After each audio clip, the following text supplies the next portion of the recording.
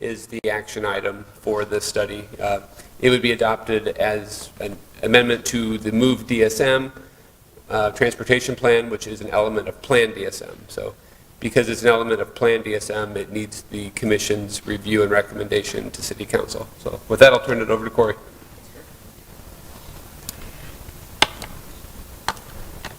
Hello, everyone.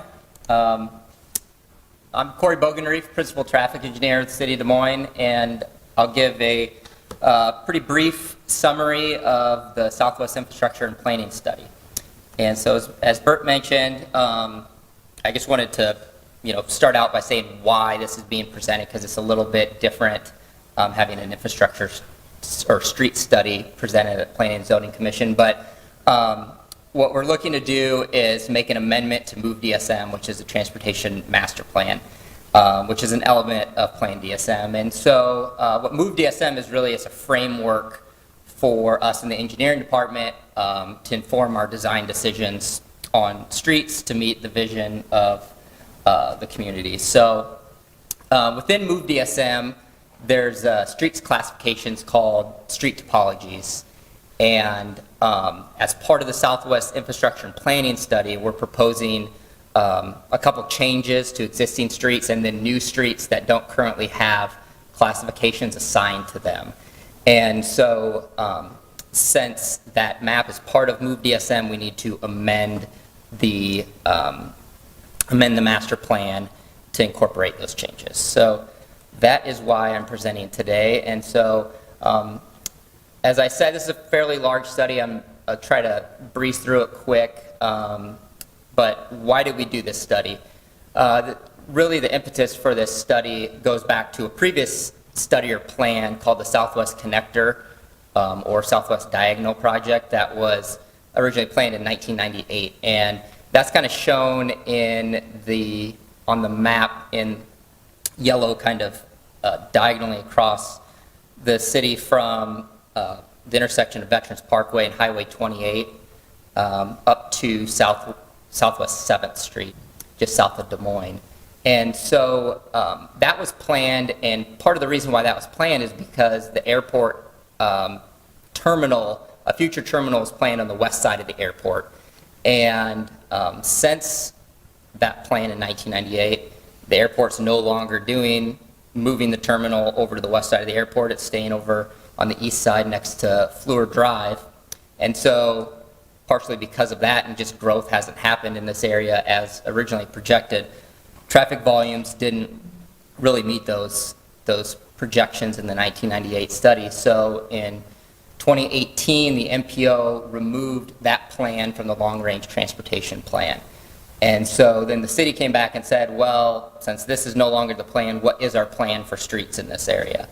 And so that's why the Southwest Infrastructure and Planning Study was initiated. You can see the outline of the study in red there from Highway 28 or 63rd Street, around by the airport, Park Avenue, and then up to Southwest 7th. I will mention too, I know the Commission has seen South of Grays Lake Master Plan has been presented previously. And then there's a wetland study, and those were components of the study, but really what we're talking about is the red outline, which was the infrastructure study.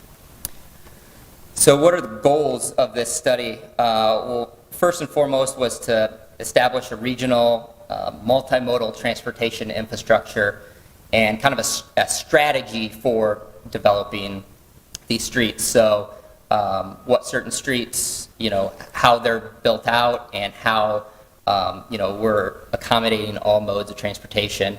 We wanted to provide a reliable, efficient, and safe network, not just for cars, but also for all modes of transportation, and do that in a way as transportation demands increase. We want to accommodate a long-term economic development opportunities in a flexible way, and what we mean by that is we don't really know how some of these undeveloped areas are going to develop, which one's going to happen first. So instead of having a plan that says, in 5 years you do this, in 10 years you do this, it's more what are the triggers for those different improvements instead of it being kind of a time-based And that allows us to be flexible, so as certain areas develop, then we have a plan for those areas. And then lastly was to protect the recreational and natural resources throughout the study area. You have a lot of parks. You have, Grays Lake Park, Waterworks Park. You have the Great Western Trail, all kind of through this area. And so we really wanted to protect those recreational and natural resources. This slide, just so you can understand, I guess, the land uses in this area, just shows the outline of the study with the land use map. And so, up south of Grays Lake, between Grays Lake and Thomas Beck Road, it's kind of downtown mixed use. There's the business park there just west of Fleur, which I think is Valley Gardens. You have some single-family residential. And then out west of the airport, a lot of business park. There is some single-family residential that has been popping up over the past few years, kind of right in the middle of that area west of the airport. We did a whole bunch of work, did a study over multiple years, and I'm kind of going to move right into the recommendations. Really, the recommendations of the study fall into 3 different buckets. The first one is roadway projects. So there's 12 separate projects that were recommended. And those projects provide kind of our desired transportation network and operations to be consistent with land uses and other neighborhood plans, to provide that reliable and efficient network. Then we also had 15 active transportation projects that were recommended. And those are any projects that are geared towards cycling, pedestrian infrastructure to support all those modes of transportation. A lot of the roadway and active transportation projects are linked, but we just kind of pulled them out separately so you could see that they're distinctly separate and all being accounted for. And then kind of the last bucket is the additional recommendations. So there's about 10 of those, and those are really ones that don't fall neatly into these other 2 buckets. So operations, signal optimization projects, future studies that maybe were outside of this study area, or things that needed to be looked more in detail that were outside of the scope of the study, transit improvements, and then some miscellaneous other safety improvements that were sprinkled through there.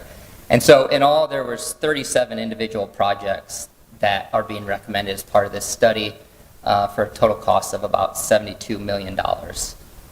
And so one of those,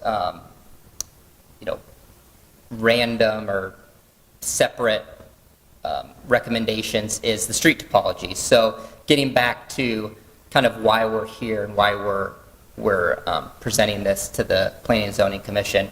As I said, the street topologies are kind of the city's system for classifying streets.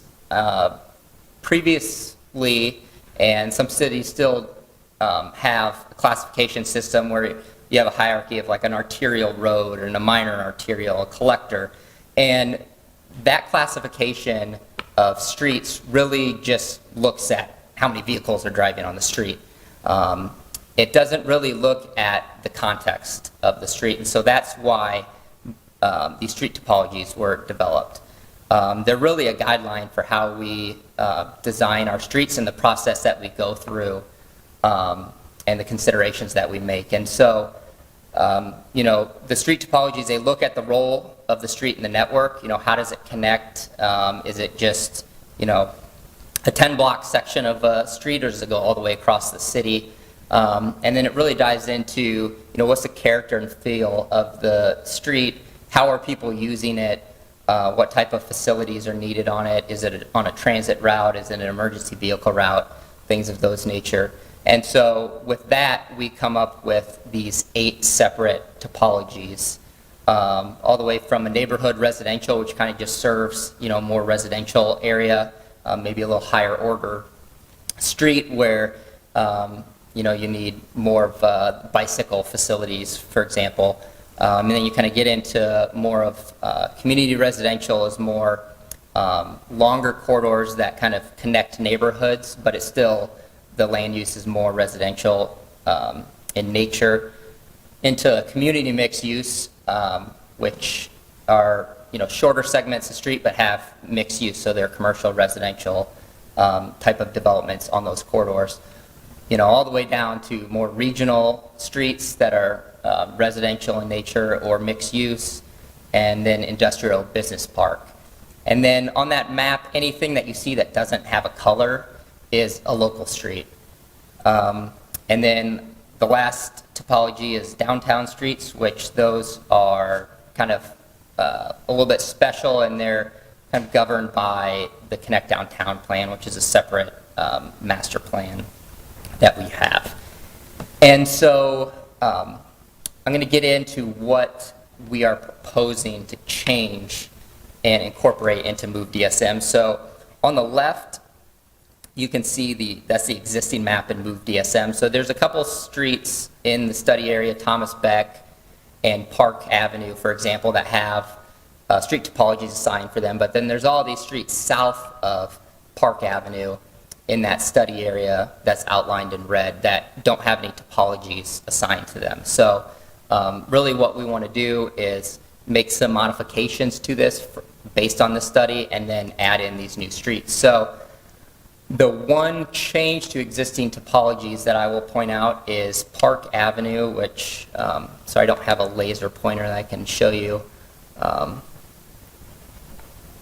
the mouse doesn't show up on there. But Park Avenue is the east-west corridor, kind of right in the middle. It's labeled on the map. And it is currently a community residential street, which community residential is,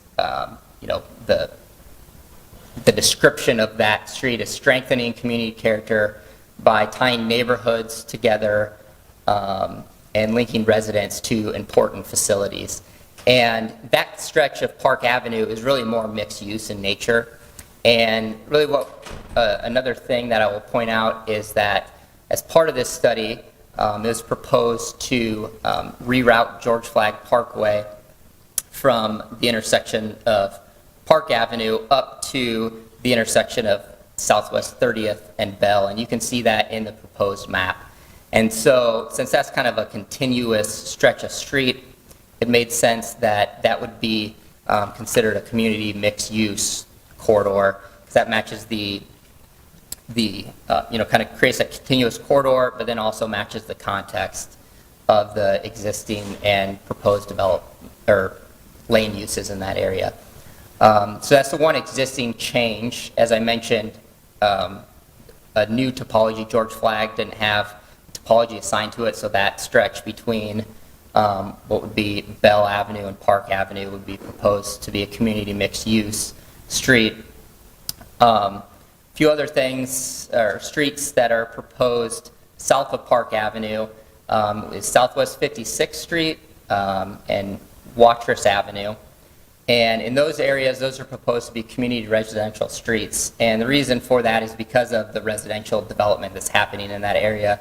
So it's really tying those residential developments to the larger street network, and that's the context that we want to design those streets to. From McKinley Avenue south, that area is proposed as industrial business park street topologies. And the reason for that, and that includes Southwest 56th, Leland Avenue, Southwest McKinley, Willow Creek, and then a new street alignment that's kind of a curvilinear street in that area. And that area is currently zoned as business park, and that area is just kind of envisioned as development that will support the airport. And so that's why that area is considered to be industrial and business park street topologies. So I realize I kind of breezed through that. I didn't really highlight a lot of the details of the study, but I wanted to, leave some time for questions, and if you have any detailed questions that you want to talk through. Again, we're asking you to review and make a recommendation to City Council regarding the amendment to move DSM, which is just assigning those street topologies to those streets. So with that, I will open it up to questions. Corey, I have a question about the number, if there are any at all, of properties in the study area that would require demolition. I think I don't know off the top of my head how many. It was very few. It was, I want to say 5 or 6 properties. It might even be less than that. There was one property, let me see if I have a slide. I might not have this in this presentation. The Southwest 56th Street down, it's kind of hard to see where it kind of curves down, and then there's like a jog L kind of right in the middle. Realigning that requires going through a property there. So I know that's one for sure. And then in order to realign George Flagg Parkway and tie into Bell Avenue at Southwest 30th, I think there's one property there that will be impacted. But beyond that, I don't believe there's properties that will be impacted right away, but there isn't anything planned to actually, go through a business or a building other than those 2 areas. So the 37 projects that are already sort of underway have already taken care of whatever along that line was needed? The 37 projects are proposed. None of these projects are funded. None of them are in the CIP. And so they're all future projects that will go through our CIP process. So this study was completed and made all these recommendations, but there's no funding currently allocated to any of these projects. Okay, thanks. I asked the question because, I'd like neighbors and neighborhoods to be aware if any of this was, going to occur. Yep. And we did, I didn't discuss it. I could talk about some of our outreach and groups that we did talk to that were part of our stakeholder groups. We had city staff. We also had folks from Des Moines Waterworks, the Des Moines WRA, Des Moines Public Schools, the neighborhood associations, Southwestern Hills Neighborhood Association, Grays Lake Neighborhood Association, the Des Moines Street Collective, DART, and a bunch of the associations affiliated with parks. So the Friends of Des Moines Parks, Des Moines Park Board, the Grays Lake and Meredith Trail Advisory Committee. So they've been involved in this process. Any project that gets funded and would actually occur if it would impact properties, it would go through that same process to where, there's going to be public outreach and a process for each one of those projects. Yep.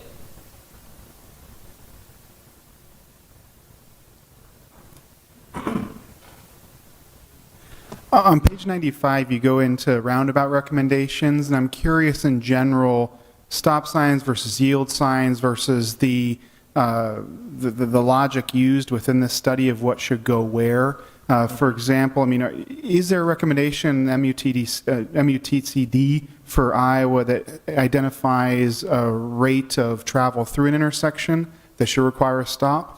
And are we putting more stops than recommended? How are we approaching stop signs versus yields?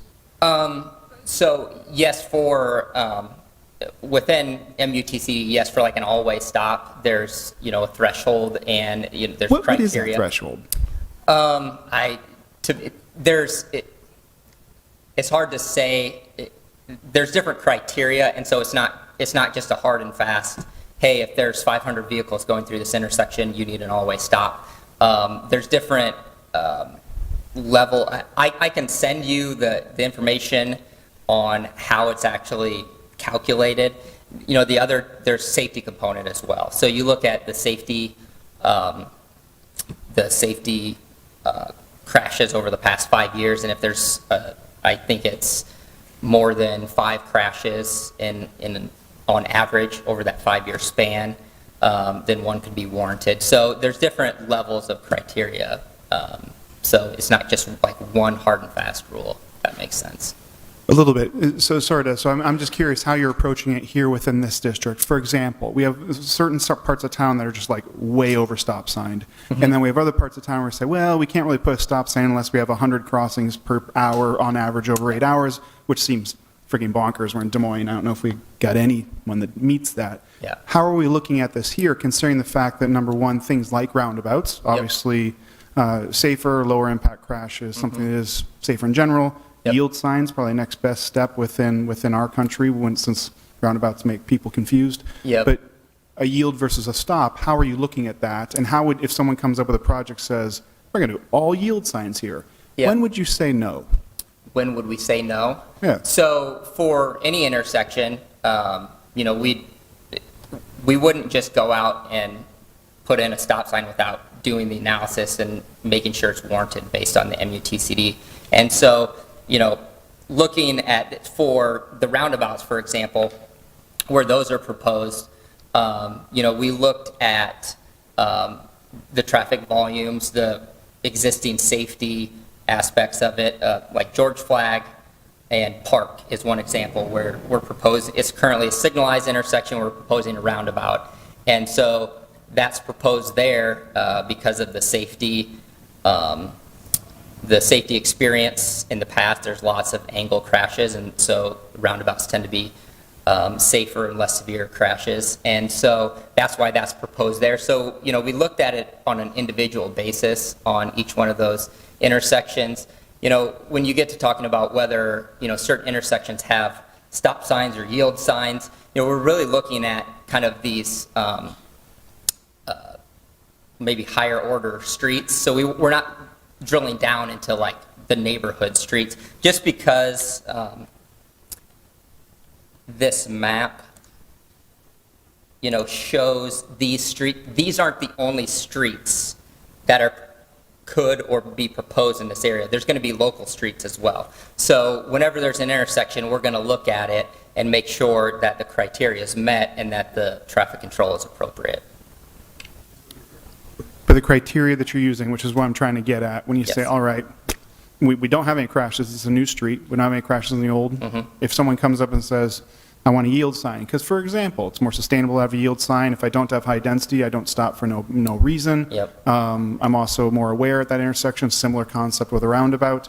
When would you say that that yield sign is not appropriate? Is there a criteria, since crashes isn't it? Is there Yeah, so traffic for a limit, or where would I find it? yeah. So I understand what you're saying. So for a new intersection, we don't have any of that data, so how are we deciding? Yes. We have projections as part of it. And then the other thing is like a local street. If there's a T intersection, we're going to control that minor street with a stop sign. And if it's not, you know, if the traffic volumes, like a good example would be at Watrous, there's a new residential development kind of just west of Southwest 56th Street. And there's a street that's tying into Watrous Avenue. And so that street would be stop controlled at Watrous Avenue, but Watrous Avenue would not. So it'll be stop controlled no matter what, like no matter Yes. anything. And then that's based off of why? Because we don't want it to be uncontrolled, because most of the time, you know, if you have this higher order road and a minor street, you want to have that, you want to tell the drivers what their, who has the right of way. And so that is why we would stop control. That's just been our policy. Yeah, again, I'm just trying to nail down the policy, because I mean, for example, Sixth and Grand was a long-term concern, right? I'm just curious, what is our criteria? Because we have benefits of, you know, yield sign shows some priority, and it has some significant benefits. I'm just curious when we wouldn't use those, especially if I go down, you know, east of Union, down into that side of town. I mean, there's stop signs friggin' everywhere. Yeah. Right? I'm stopping every other block. Yeah. And I don't know why. Yeah, I think it, you know, I can't speak to some of those certain ones. Some, you know, whenever we get a request for a stop sign, we're always going to go through that criteria and make our recommendation based off of Where do I find that criteria? the MUTCD. Okay, and there's no modification for us. The one we have for the states is the only one you're using? Yes. Okay. I have a question. With the realignment of George Flag right now connecting to Bell, what is happening to the stretch that connects to Fleur?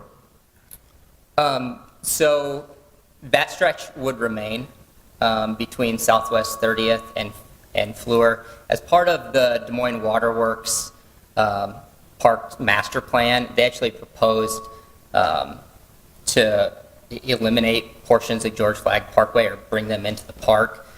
So that kind of coincides with the park, but that the Valley Gardens area, the business park area, if we just close that off and we close George Flag between Southwest 30th and Fleur, there's no outlet for that area. So, our vision is that this space between Southwest 30th and where George Flag peels off kind of gets reallocated back to the Des Moines Waterworks Park, and then the stretch from Southwest 30th to the east would remain. So basically the stretch from Southwest 30th west, that would be given back to the park? Yes, the piece that's not tying in. Right, Yep. okay. And then the other question that I had is, all of these new streets will follow the framework of complete streets? Yes. Okay. Yes, that's part of the MOVE DSM process, is to, part of the complete streets policy and process are part of that. So technically, all of them should add to the bike grid? Yes, and they do, Okay, yes. thanks. Okay, we're about out of time. Are there any more questions? Quick ones? I'll do one more quick one, sorry. This won't be 80 questions. Right here, so this is infrastructure plan. It looks like we cover roads, and we also cover a little bit of water and runoff and those sort of items. Where do we cover things like infrastructure with respect to broadband, or where's that plan? Is that a part of this scope? Would that fall into this master planning? Is there some other planning we should be asking for when looking for that? Yeah, so you're talking about like just internet service to homes and broadband to homes? Talking about conduit right of way, who conflict avoidance, who has first right to laying conduit or owning it, all that sort of undergrounding plan. Yeah, so for that broadband. wasn't really a part of this, and that would be kind of, done as part of how it kind of is managed now, through the right-of-way process. So, any franchise utility, Mediacom or other, internet service providers, they can come in and they go through that process. I'm personally not involved in that, but that wasn't an aspect of this study. How do we find that plan? Where's that located? The right-of-way process and right-of-way documentation? Where's that at? I don't know if there's an actual plan to say, which, I'm not the right person to answer that question. We can find that information through. Yeah, I think this is a question that's come up before, and I don't know if, I know you had reached out maybe to city manager's office. I don't know if you. Well, no, I called what I thought was the right place on the website. No one seemed to know where it was, and then that did get back to the city manager. But Okay. yeah, I was just curious where we find it. Yeah. I don't know that us here today are going to be able to answer We that can find. question. We can find circle out. back to the send you people that that information. who are in that email loop. Sweet, thank you. Yep. Thank you. Corey.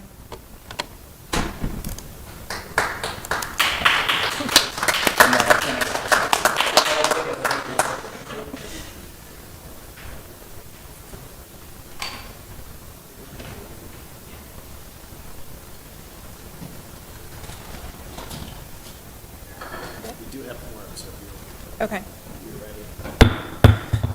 Okay, we will begin the April 21st, 2022 meeting of the City of Des Moines Plan and Zoning Commission. I will go ahead and read the rules and procedures. The Plan and Zoning Commission is generally an advisory body to the City Council.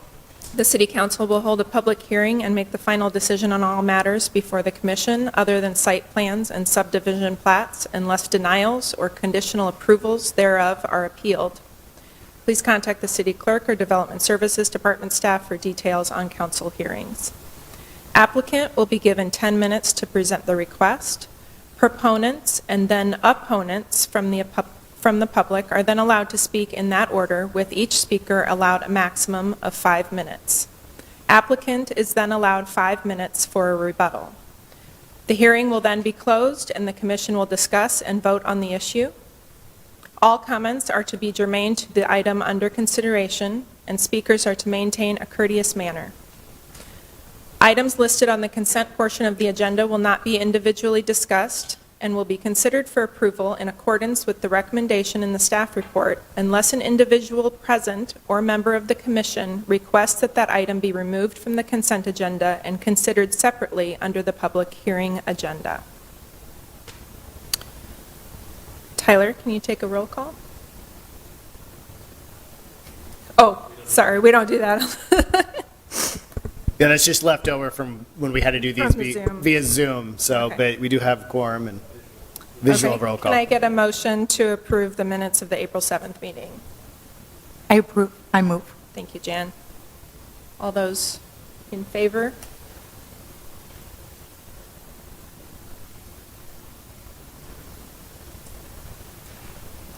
Any against? Abstentions?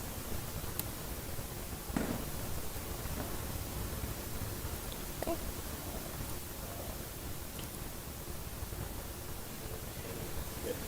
Good.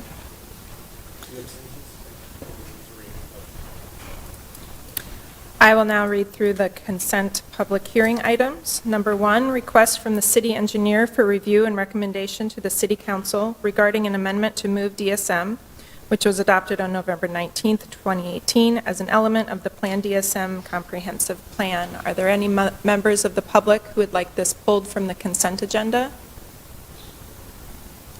Seeing none, are there any members of the commission who would like this pulled from the consent agenda? Okay. Item number 2, request from the City of Des Moines Parks and Recreation for the vacation of remnants of street and alley rights-of-way within Grays Lake Park to be dedicated as parkland. Are there any members of the public who would like that pulled from the consent agenda? Okay. Any members of the commission who would like that pulled from consent?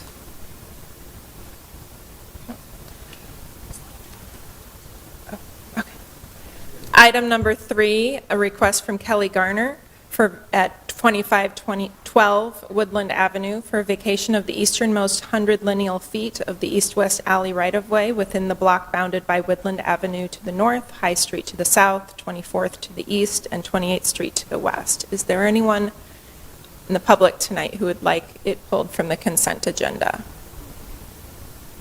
Seeing none, are there any commission members who would like this pulled from consent? Okay, seeing none. Item number 4, request from HOA Hotels LLC for vacation of air rights and subsurface rights within East Walnut Street right-of-way adjoining the property at 610 East Walnut Street to allow balconies to project from the proposed building and for encroachment of building footings. Is there anyone in the public who would like to hear this item on the public hearing portion tonight? Seeing none, are there any commission members? Chris, you'd like this pulled? Okay. It's item number 4. Okay. Item number 5, request from Elia LLC, represented by Phil Watson, and Easter Lake Estates, regarding property in the vicinity of 7221 Southeast 5th Street to amend Plan DSM comprehensive plan to revise the future land use designation from medium-density residential to high-density residential to allow development of the property with a density greater than 17 dwelling units per acre. Is there anyone in the audience tonight who would like that pulled from consent? Seeing none. Anyone on the commission who would like that pulled? Okay. Item number 6, request from City of Des Moines Parks and Recreation for the following regarding Cohen Park located in the vicinity of 1000 Scott Avenue. Determination as to whether it is in conformance with Plan DSM, amend Plan DSM to revise the future land use designation from downtown mixed use to parks and open space, rezone the property from downtown district to public, civic, and institutional district to bring it in conformance. Is there anyone in the public tonight who would like this pulled from consent? Is there anyone on the commission who would like this pulled from consent today? Yes, Justin? This is the location next to Titan Tires, correct? If I'm not mistaken? Where is this exactly This is the located at? location, just right over here. Can you speak to that? Yeah. Oh, It's right. okay, thank you, gotcha. Bert. Okay. So it's right, yeah, right over here on your. Okay, I was thinking of the one, I think it's Scott too, but they're bulldozing a bunch of sod and doing something. I else, think so. City Park. Yeah. Yeah, I believe there's some park, Jillian, isn't there a park further down in MLK? Thank you, Chesterfield Park that we've had a site planned in for. Okay, sweet, yep. I was just making sure. Sure, Nope, no I don't have problem. any concerns. So- Luckily, I have staff here that remember what stuff is what. Okay, so that's staying on consent, correct? Okay. Item number 7, request from Joseph Hipp for review and approval of a public hearing site plan for property located at 4019 Southeast 25th Street for a Type 2 design alternative to allow a driveway expansion that exceeds the maximum allowed front yard impervious area. Is there anyone in the public today who would like to take this off the consent agenda? No? Is there anyone on the commission who would like to remove this from the consent agenda? No? Okay. Item number 8, request from Isaac Lohmeyer for review and approval of a public hearing site plan for property located at 2401 34th Street for a Type 2 design alternative to allow a driveway expansion that exceeds the maximum allowed front yard impervious area. Is there anyone in the public that would like to take this off consent today? No. Anyone on the commission who would like to remove this from consent? Seeing none, moving on to the last. Item number 9, request from RM Madden Construction for review and approval of a public hearing site plan for property located at 3822 Southwest 12th Street for a Type 2 design alternative to allow construction of a new house Type D in an N5 neighborhood with an attached garage that would have an entrance location on the front facade. Is there anyone in the public tonight who would like this removed from consent? Is there anyone on the commission who would like this removed from consent? Okay. So we need a motion to approve consent items 1, 2, 3, 5, 6, 7, 8, and 9. I'll move approval. Thank you, Todd. All those in favor?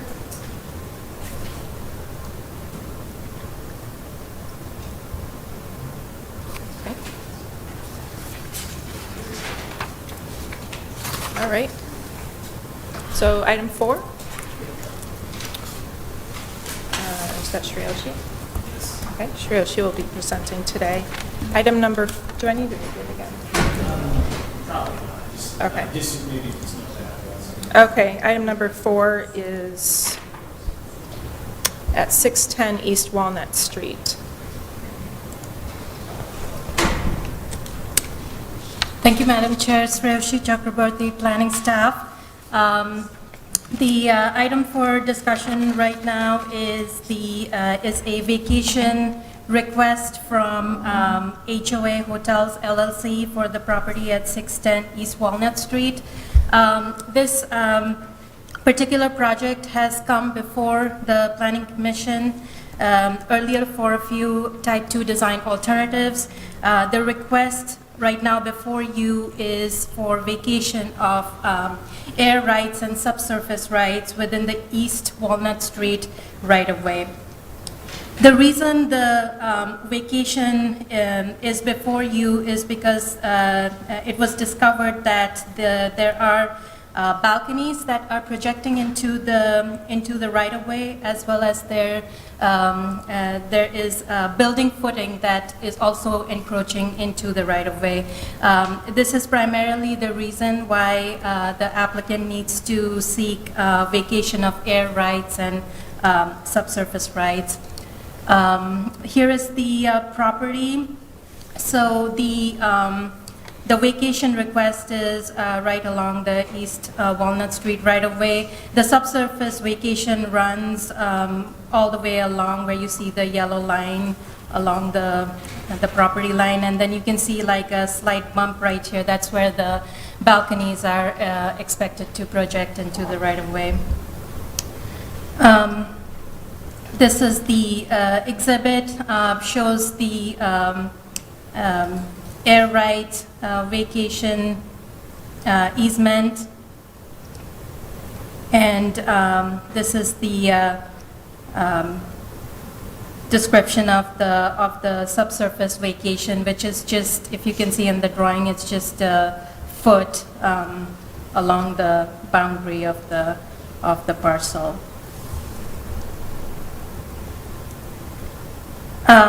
I won't go too much into detail about the project. You all are familiar with this. The applicant is proposing to build a 7-story hotel. In this particular site, it came before Plan and Zoning Commission on March 17th for a few type 2 design alternatives. They are listed here for you. Staff did not see any issues with the air rights and subsurface right vacation request from the applicant. With that in mind, we are recommending approval of the vacation request. With that, if you have any questions, I'll be happy to take them at this time. If I could, before we get to questions, I do just want to note that it's pretty routine that we'll have downtown projects where we'll get a little further into the site plan and recognize that a balcony or footing is going to need relief. So this is fairly common to have this kind of come after the site plan. We always encourage folks to try to figure that out in advance, but unfortunately it didn't happen here. But common. And also, I did want to clarify that the building will have some commercial space on the ground floor, but is primarily an apartment building.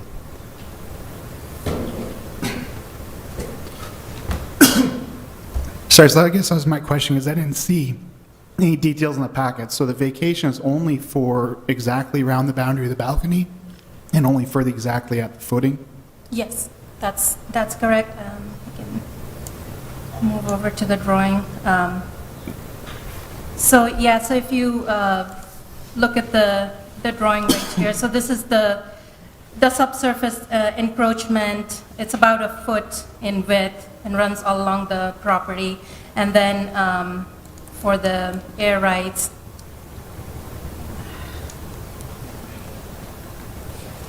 this is the approximately the area where the balconies are going to project into the right-of-way. And so and I apologize, because I didn't understand how this worked in here. So if they vacate it, there'll always be this little bump out that is always associated with that property in the future? Or if this building gets demolished, do those air rights come back to the city? How does that work? I believe when we vacate air rights and subsurface rights, that we actually lease those. Is that, well, let's have legal. But why don't you go ahead and fill us in? Lisa Whelan, City Legal Department.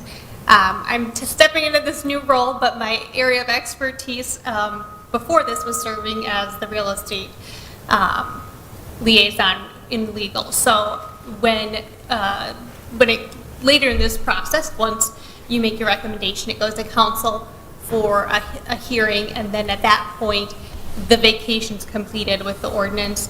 And when it goes to council, it's two items that are going: the vacation and also the conveyance of the easements that go with it. So this legal description is tied to the bigger site, which is the benefited property. Those easements include both legal descriptions. So in the event of demolition of one, if the apartment building would ever be destroyed to a certain percentage, then the easement would also expire, terminate, and so it's tied to the building. Okay, got it. Because that was where my question was, because I noticed in there it says this, this affects current utilities. It also says there aren't any, so I guess it doesn't affect any. My question was what that does for future, whether this is permanent, and what we're saying here is these items right here, they're tied just to the balcony, and they're tied just to the 1 foot of that footing, and if this building goes away, that will not impact our ability to make future decisions on anything subsurface that's needed in this part of town. Is that a correct summary?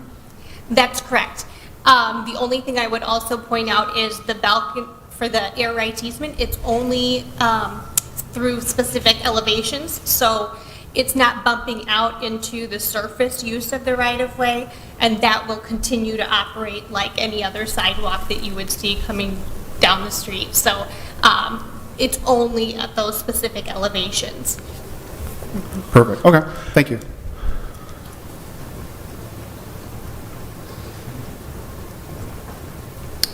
Okay. The applicant has, unless there's any other questions for staff from the commission, the applicant has 10 minutes to present if they would like. You don't have to. Okay. Are there anybody in the audience tonight who would like to speak in support of this project? Okay. Are there any speakers here tonight who would like to speak in opposition or neutral to this project?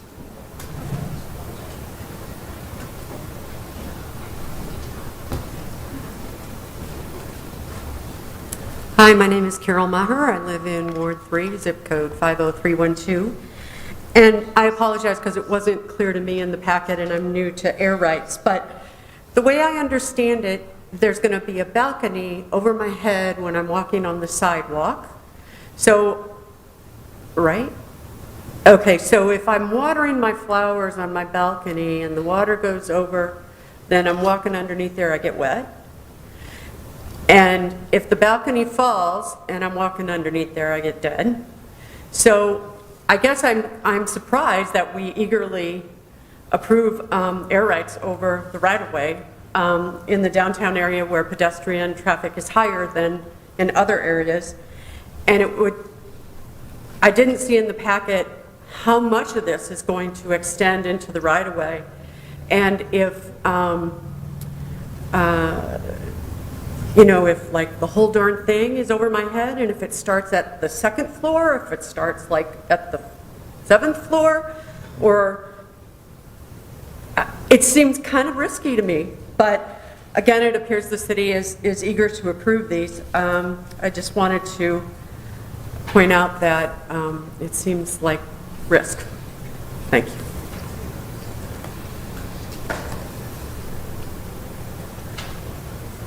Did the drawing show that it did stick out 4 feet over the sidewalk? Is that like 3.5 feet? Is that what the drawing is? So it is pretty much at least half the sidewalk, right? How wide is the sidewalk? Yeah, I'm seeing about 3 1/4.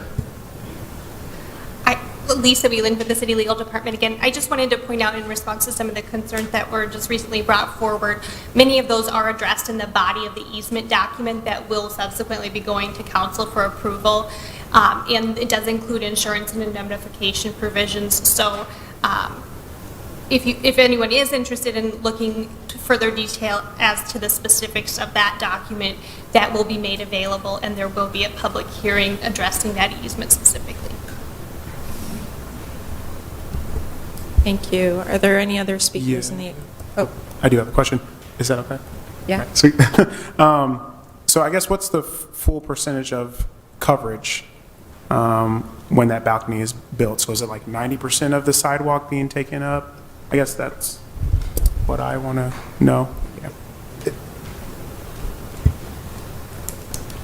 Josh Trickstead, Civil Design Advantage, 4121 Northwest Urbandale Drive, Urbandale, Iowa. On behalf of HOA Hotels, I'm just going to provide this. I don't know if you can switch to overhead.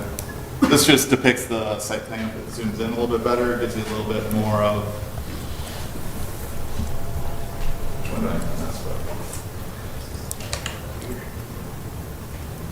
Apologize. No worries. If you notice this little crosshatch here, basically at 3.24 feet, that's what would be extending into the sidewalk. Again, as was mentioned before, this is very common. Even if you look towards the other side of East 6th Street, there's currently apartment buildings there that probably encroach 2 to 3 feet over the sidewalk too. The sidewalk distance from the face of building to the planter beds is approximately 6 feet, plus there's another 5 feet of planter beds, plus another 2-foot buffer to the back of the curb. So that kind of gives you a relation.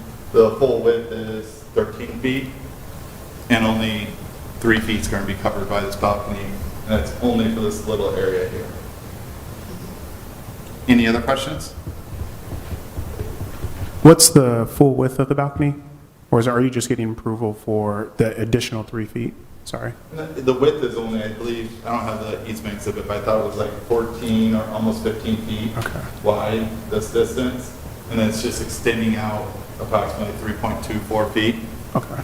And that easement is a little bit larger than the balcony, just for a little excess, but we're talking tenths. Okay. Any other questions? Because I'm curious, so is this like a decorative balcony, or is this something that's expected to be used? It'll be used. It's basically a balcony off of an apartment building, similar to most downtown condos and apartments. A lot of them have the balcony just as an amenity to the apartment. It's mainly triggered due to the downtown district having a minimum requirement of the face of the building being so close to the right-of-way. So when you want to have that density in the building that close to the right-of-way, and you still want to provide the amenity of a balcony, this is the only option. And as they alluded to, it's second story and above. It's not garden level. Any garden level, I guess, apartments, but I think this just has a few, wouldn't have that option. Is there only one balcony then, or is this the only one that encroaches into? It's a stack, so all stories. I So see. it'll just be second story up to 7. Okay.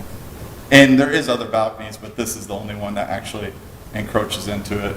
As you can see, the building does have some in and outs to it.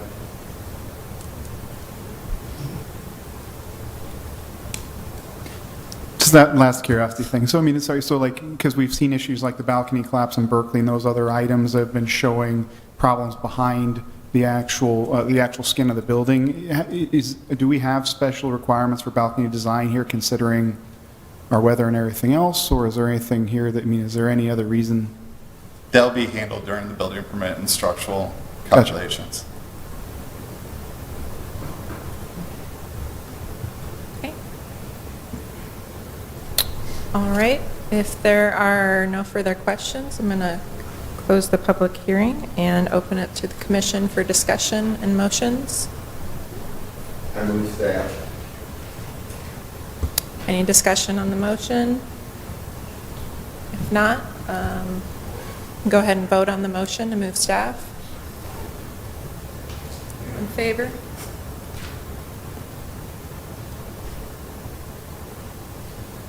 Is that everybody? Okay, any against? Abstain.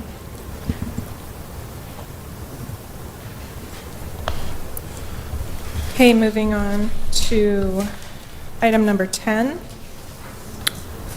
Request from John Knapp, represented by Adam Cockrell, for review and approval of a public hearing site plan scooters located at 4402 Douglas, and for the following type 2 design alternatives: to waive the requirement of a primary built-to-zone of 0 to 5 feet, allow a primary frontage coverage of 15%, which is 45% less than the minimum 60%, waive the requirement for 65% transparency on the primary facade, allow, is this still on, the allow fiber? I thought that was crossed off at some point. Yeah, Oh. I think it's the. Okay, I just have an older version. Okay. Waive the requirement for the primary frontage entrance to be recessed between 3 and 8 feet. Waive the requirement for 65% transparency on primary face measured between 2 and 8 feet. Waive the requirement for a drive-through facility to be located on the rear or interior side of the building, fully screened. And Jillian is going to present for staff today. Good evening, Madam Chair and members of the commission. I'm Jillian Summer with planning staff. If you'll remember, this item was previously heard at the March 17th Plan and Zoning Commission meeting and continued to give the applicant more time to discuss the layout and their concerns with staff. Just to remind you where it is, it's at the southwest corner of Beaver and Douglas. It's an existing vacant gas station that's proposed to be demolished for construction of the new Scooters Coffee drive-through. The applicant did meet with staff and discussed several things. One of the things that had come up at the previous meeting was their stormwater concerns and grading concerns. We do believe we've worked through those issues and there's solutions provided in the current layout. Just to give you an idea of the revisions and what has changed since the last time this was before the commission. Previously, the building was oriented further away, more central to the site with a drive-through coming around on the east side of the building. That has changed so that the drive-through window is on the west side of the building. Similar to before, there's two entrances, driveway entrances, one off of Beaver and one off of Douglas. The traffic flow would come up and around through this horseshoe-type loop with the drive-through window, again, on that west side of the building. The building has been moved much closer to Beaver Avenue, as staff had suggested and requested.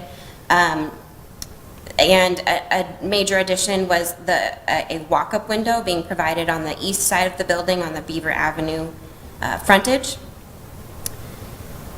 And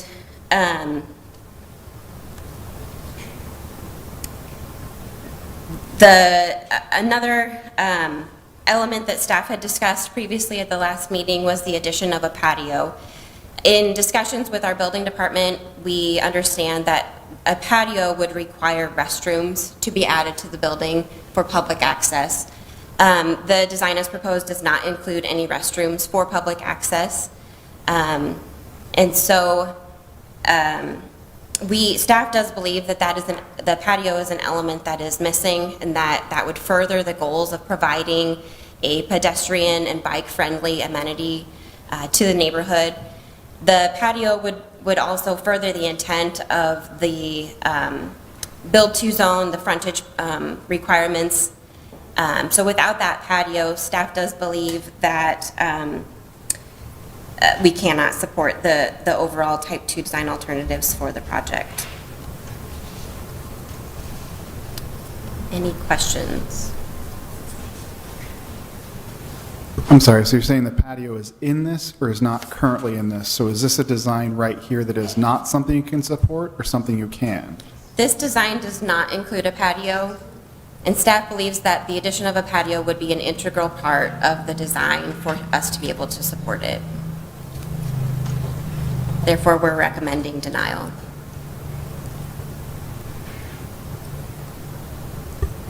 Madam Chair, I might not have heard what you said, but we're talking about an integral part of the design for the patio.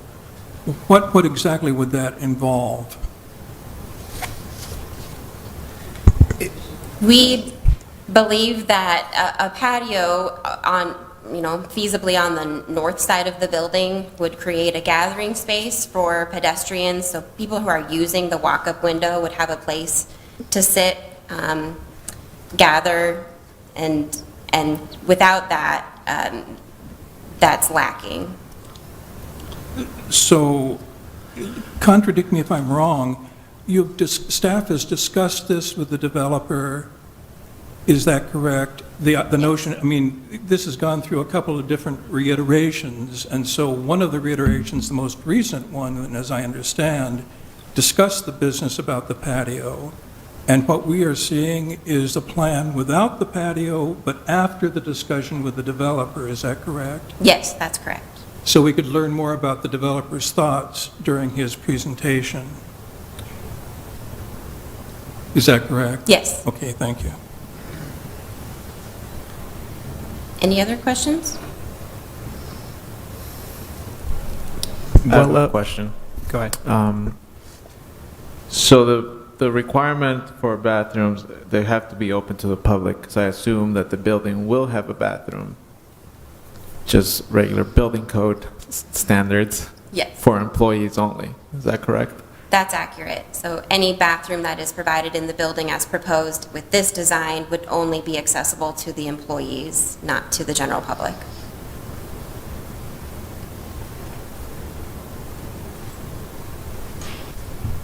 Is there a size of patio that triggers needing the restrooms?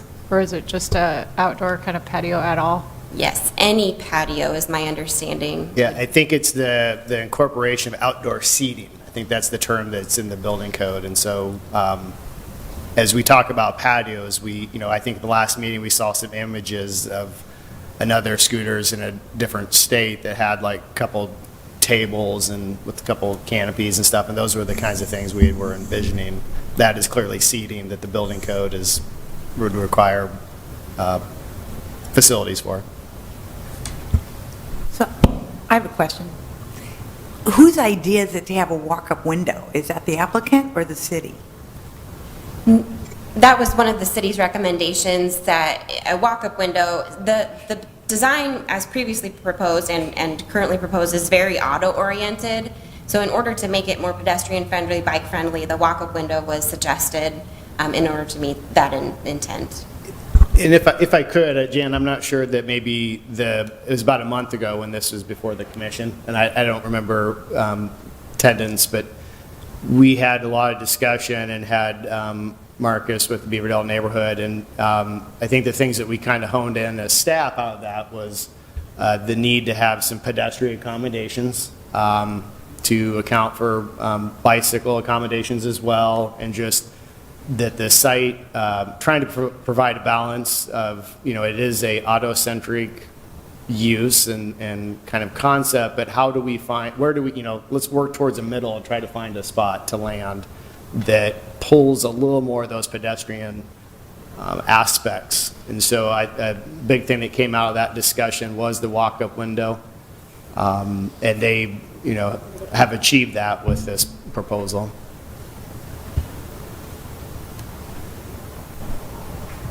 So how big is the building? Seriously, I mean, like, I'm looking at this lot, and it seems like it's a postage stamp, and it's a lot of concrete. Is that it? Yes, the building itself is the 669 square feet.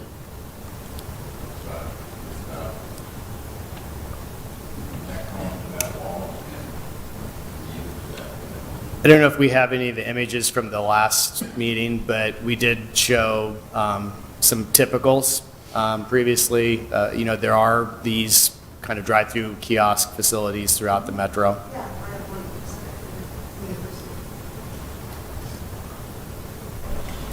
I mean, one of the negotiations that you're citing, I guess, or referencing, is that the frontage is drastically less than what would be required by code, right? So we're saying, the walk-up window could be part of that concession, or the patio could be part of that concession.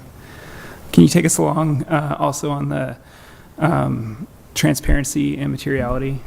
Yeah, absolutely. I missed that piece. Let me go to the elevation. So one of the things that has changed is the facade materials. A significant portion of the facade has been proposed as brick now. That was one of the items, and that's why that item has been removed as a design alternative. It's no longer needed. The transparency, if you look here, the walk-up window is on the east side. This is the window on the north side front that would be facing Douglas. And then the drive-through window would be the other glass. The south side would just be the access door for the employee entrance. It's a site of a former gas station.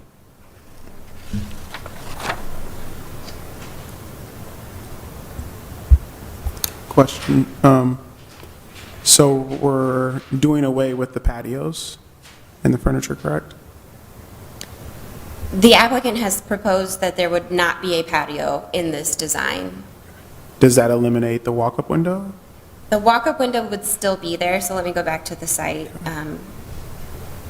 So if you see here on Beaver, there's a little bit of a pad so that pedestrian traffic could, have access to that window without blocking the sidewalk.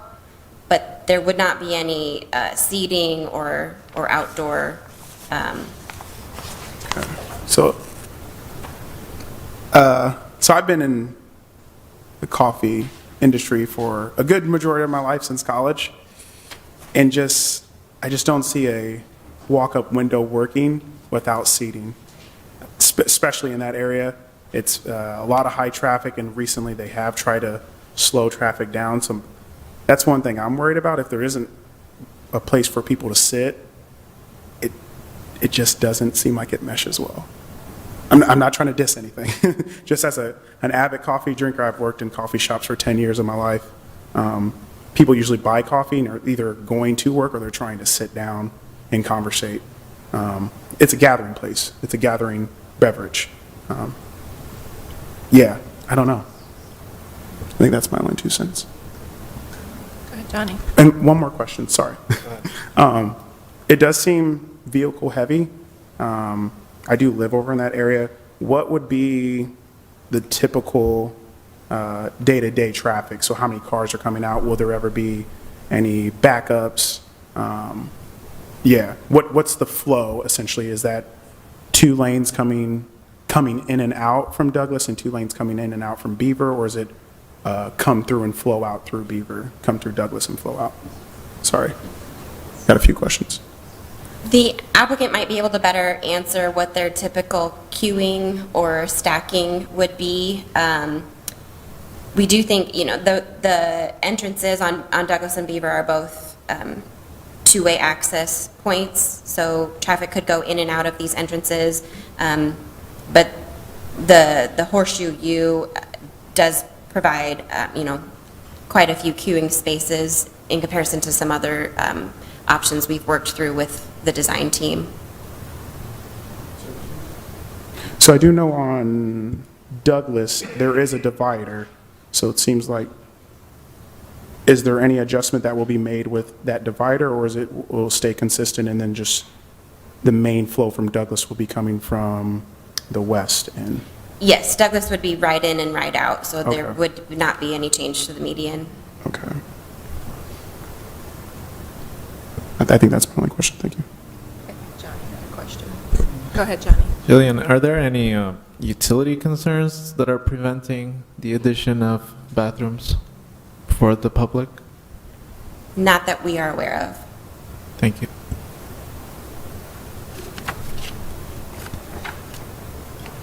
How many parking spots are there in the plan? I count 6, and maybe that doesn't include the handicapped. I ask because if someone comes in and wants to use the patio, there would be parking spaces available. Is that not correct? Yes, I believe there's 7 parking spaces provided, so some of those, may be occupied by employees, but certainly someone from the neighborhood could come and park, walk up.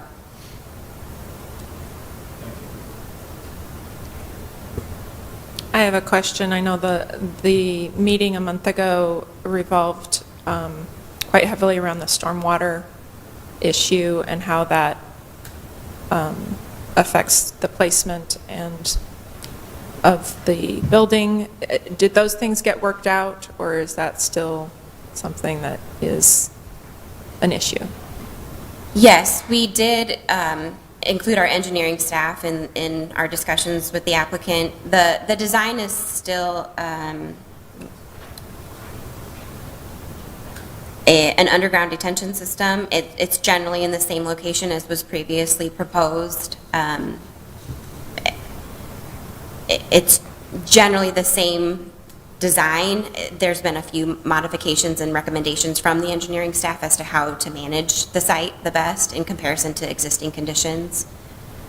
In short, the site currently drains in multiple directions, both to Douglas and to Beaver. In the previous design, the attempt was to push most of the stormwater to Douglas. And having conversations, it was realized that it was appropriate to kind of maintain that split in some fashion, and that allowed us to kind of play with the grades a little bit. Thank you. Are there any more questions from the commission to staff? If not, the applicant is here. They have 10 minutes to present.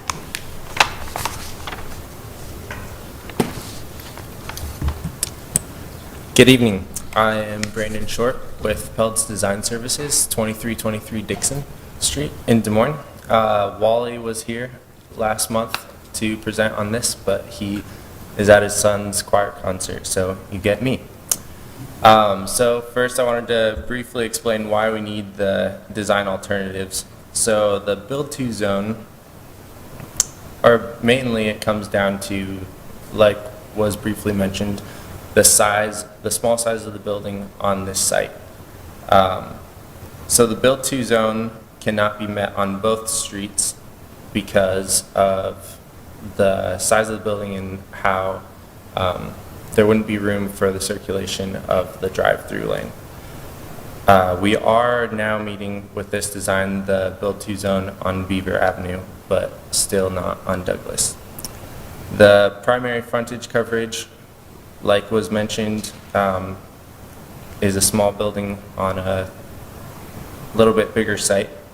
And there is no public access to the building, which is the reason why we need a waiver for the requirement of a public entrance, and why we need the waiver for it to be recessed, since it is not present. The transparency requirement cannot be met because it's a small footprint building filled with food service equipment. So the floor plan is pretty full of food service equipment and not a lot of room for windows. And then we need a waiver to allow the drive-through facility to be in the front yard along Douglas. We did put it behind the building on Beaver, but obviously with a small building like this, we can't screen the drive-through from both streets. So since our last time here, like Jillian said, we met with her and Adam and Jason, and we came up with this layout that's more walkable, it's more sidewalk oriented, and it has the walk-up window. We were originally planning to add the patio, like as was discussed, but adding a bathroom or giving public access to the bathroom is just not an option here. That was made clear by the developer, so they let us know that that's not something that they're able to do. So all of these, in the last meeting, another point that was brought up is just the number of design alternatives. So the number of design alternatives can't be reduced more than this with this building on this site. So the sticking point here is the provision or lack thereof of a patio and a restroom. And we would be willing to add a patio, but the restroom is just not feasible. And that's coming from the developer. So in conclusion, we recognize, and staff recognizes, and you all recognize that this is a give and take situation, as any time that design alternatives are requested, that we want to give something and get something. As you know, this gas station, the existing gas station, has been here for, I believe, 17 years vacant and has not been redeveloped. And so I think we would all like to see this site redeveloped. And the question is with what, but Scooters would like to provide an improvement at this corner. And we've worked with staff and we've worked through like 6 different iterations with the layout to come up with this. And we really believe that it's conducive to pedestrian access and that that it's a good option for this site. So we want what's best for the corridor and for the neighborhood, and we are or have happily worked with staff to come up with this alternative layout. And so we would ask for these design alternatives to be granted. question. First of all, I know exactly, that corner, and I think it's great that you want to build something, okay?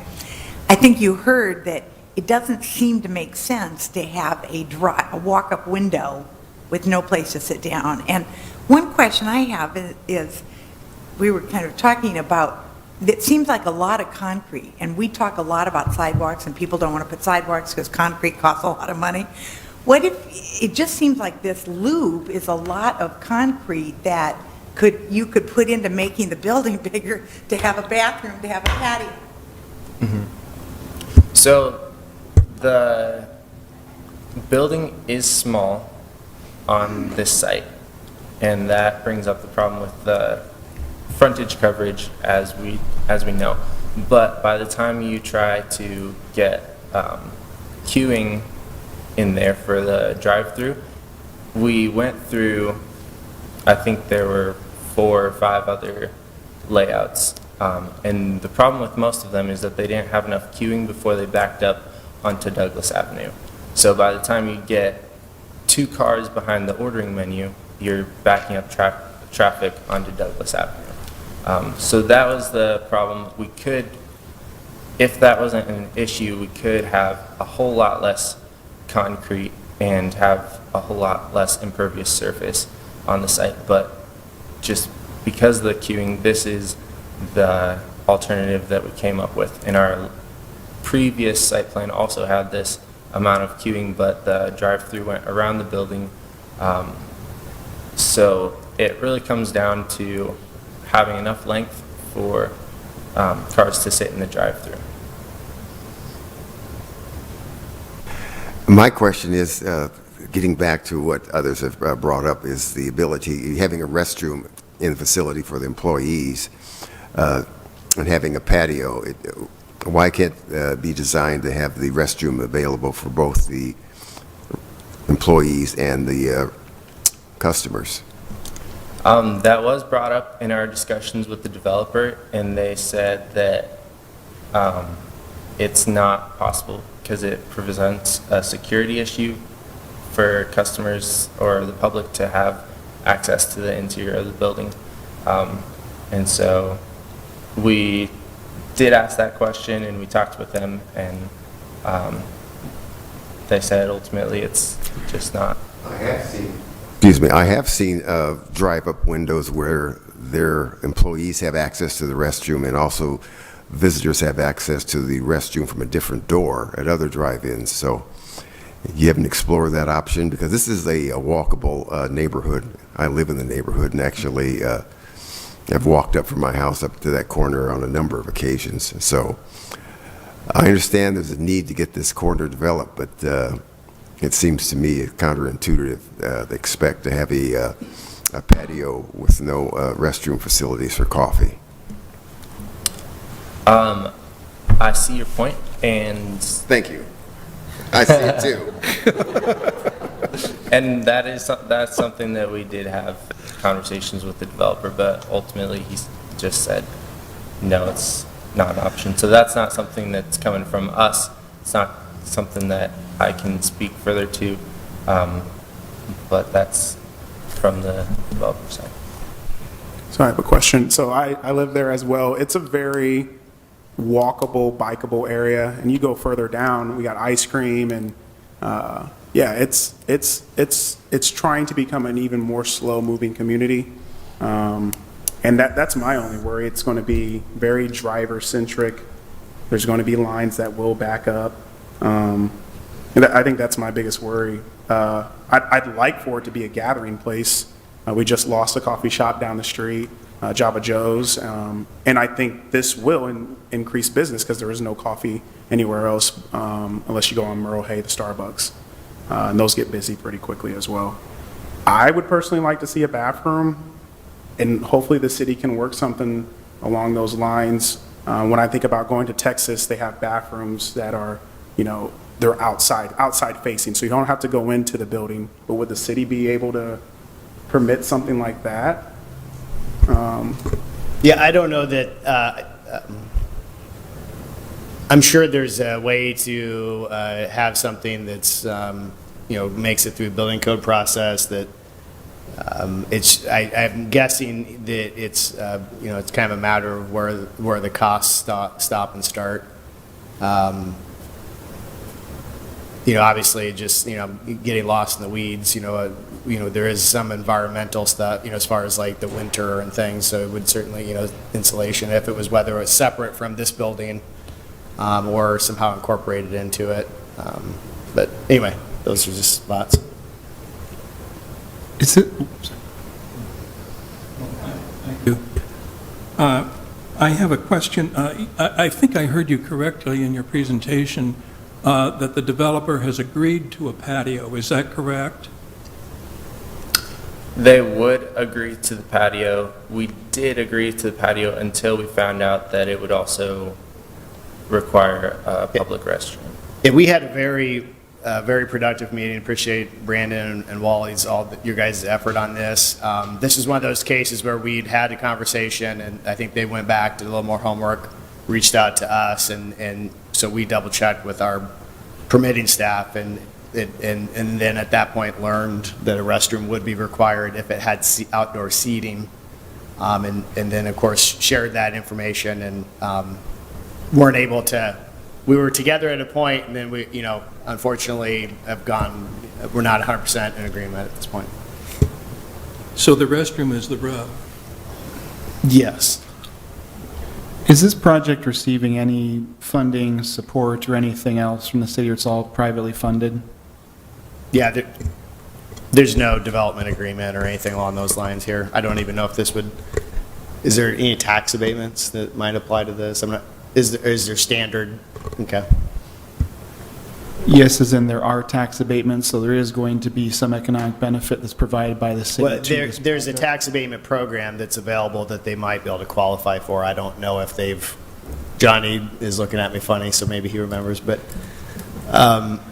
you have to, it's not a guarantee, you have to hit certain different thresholds. I just don't know the program well enough to know whether or not today that they would meet it.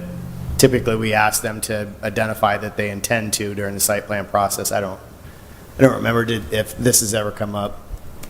That was in the comment letters, and we reached out to the developer, and he said that they are not seeking commercial tax abatement. I guess. Oh. Mike. How tall is this building?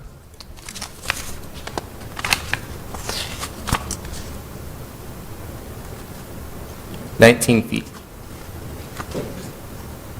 Is it a two-story building? No. We have the elevation somewhere. I don't know how to.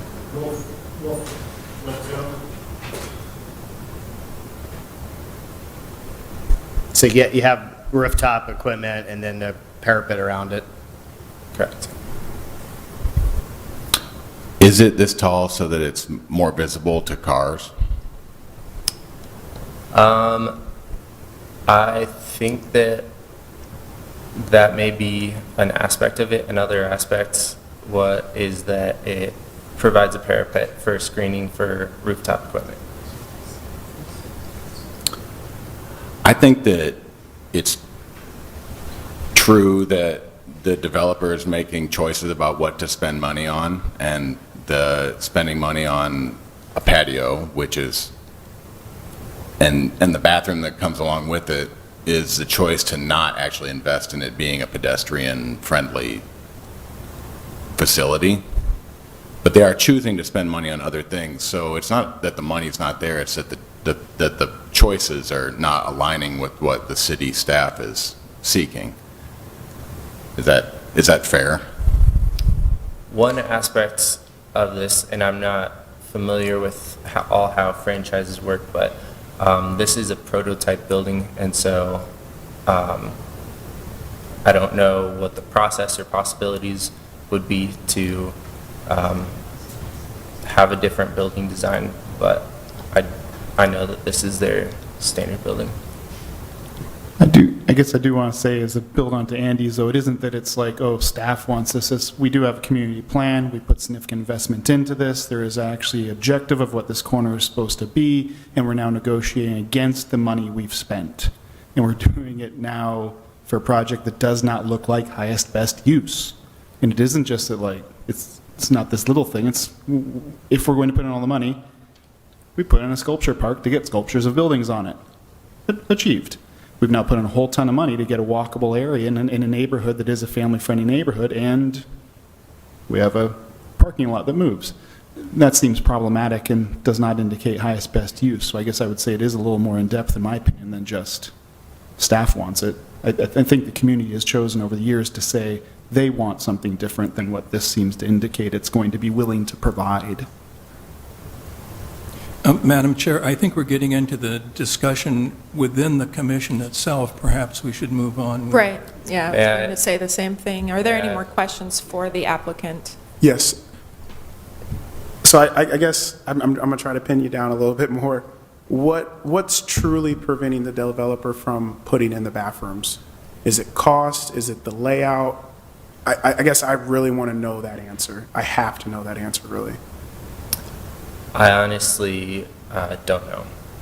He just said that, and I don't know if it came from higher up than the developer that we work with, or if it was his personal decision, but Do you know if there are other locations that do have a public accessible bathroom for scooters?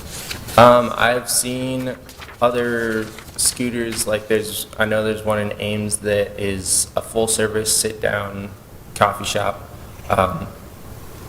but it was conveyed to us that this is the option for them for this site. And also even though it is a site that's big enough for a building bigger than this one, with the drive-through and trying to put it behind the building, the site size doesn't permit for a bigger building or a building of that scale. Yes, Jan? Okay, I just did a quick Google search, and this one's in Cedar Rapids. It says, I was amazed, super clean, handicap accessible, outside patio and bathrooms. It's a scooters. Okay. Are there any more questions for the applicant? If not, we can open it to... May I make one more comment? Yes. It seems that the issue here is not simply what's involved in our design for this site, but whether this scooters building should be allowed on this site. And just in November, the rezoning for this site was approved to allow this building on this site. And it was on consent agenda, and it was approved unanimously. So just wanted to bring that up too. Okay. I'm not sure that's a fair reflection of the opinion at the time, because I'm one who would argue that, yes, there's other pieces in play than just saying, yep, we loved it then, and we changed opinion. That's not the situation. Yeah. Okay. I want to say something. I see the need for a coffee shop. Don't get me wrong there. But living there and being there for so long, raising a family, seeing the change in demographics, seeing people bike and walk, I can't, in good conscience, put something in that's traffic heavy. Definitely when I see little kids biking and walking. I want you guys there. We need it. We need a coffee shop. But the design, that's my only holdup. The design, the bathrooms, it's a gathering beverage. And we've already seen what has happened with Fairway. That community will show up. If they don't like it, that you will hear complaints. They are probably the most vocal community here in Des Moines. If they don't like something, they'll say it. So I'm just cautioning you. All right. Thank you. Comments from if there's anyone here in support of the project? If If there's anyone who'd like to speak in opposition or neutral to the project? Seeing none, I will close the public hearing and open it up to the commission for discussion and motions. I'd like to move. Yes, Will, go ahead. When I reviewed this proposal or request, I was amazed at the number of waivers that the city of Des Moines already has granted to this project, A, B, C, D, E, and so forth and so on. And as I read it, the only thing the city is not willing to do, granting all these waivers, the only thing that they would not, I mean, they will waive, but they want the patio. And I understand a couple things. First of all, that you're on the spot and are standing stead for someone that probably was prepared to be the presenter, so I salute you for that. On the other hand, the patio, from what I'm hearing, tonight, is a pretty important part of a pedestrian-friendly site, particularly for, a gathering place, and that there is sufficient parking for people that would, just park as opposed to coming in and walking, all for the lack of a patio. And what I would prefer to see happen, quite frankly, if the developer is unwilling now to agree to the patio, is to continue the issue to the next meeting so that the developer had a chance to review the project again and come up with a design with the bathroom and the patio that would be acceptable for everybody. So that's my opinion. I would rather move staff because we discussed this last time. It looks the exact same. I understand that the corporate says this is the box you've got, and it is a box, and that's what we got. And it is a ton of concessions. Staff has done a whole heck of a lot of work. Their conclusion is that this doesn't actually align with the investment or the direction or the goals of what is here. I don't see the point in putting concessions through to this level. I would move staff on this. Or I propose moving staff.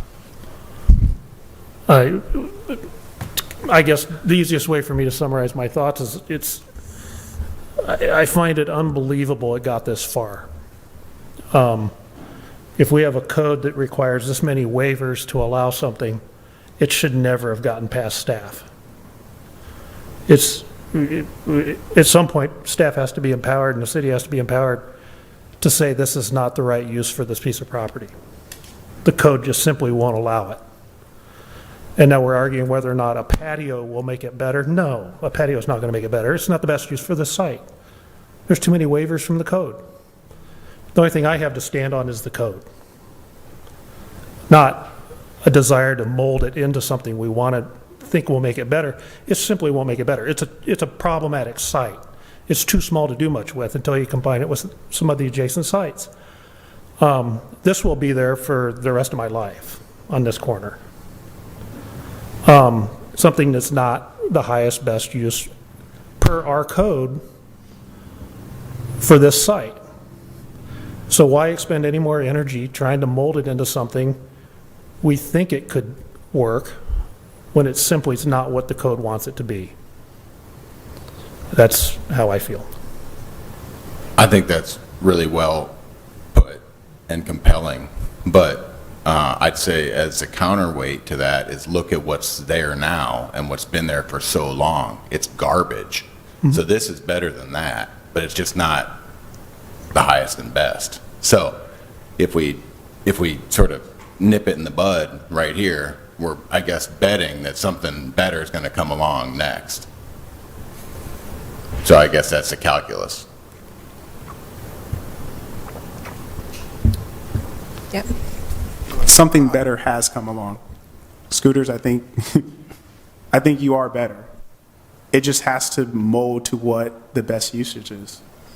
And I think that still has yet to be seen.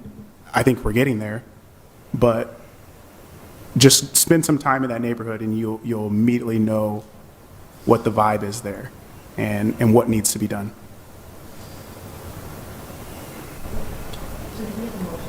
Yes, we have a motion. Chris moves staff.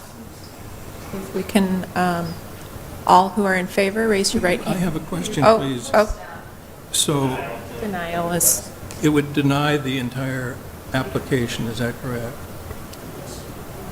Yeah, they could resubmit with a new design, but yes, it would deny the application.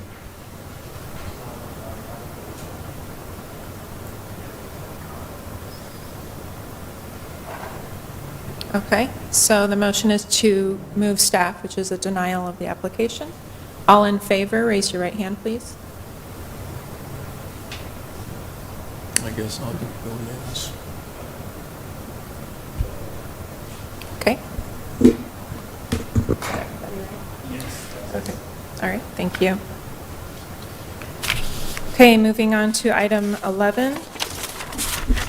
Request from RM Madden Construction, represented by Michael Madden, for review and approval of a public hearing site plan for the Type 2 design alternatives for a property located at 408 Broad Street to allow construction of a house Type D in an N5 neighborhood district, allow an attached garage with entrance location on the front facade, waive the requirement for installation of a public sidewalk along street frontages required.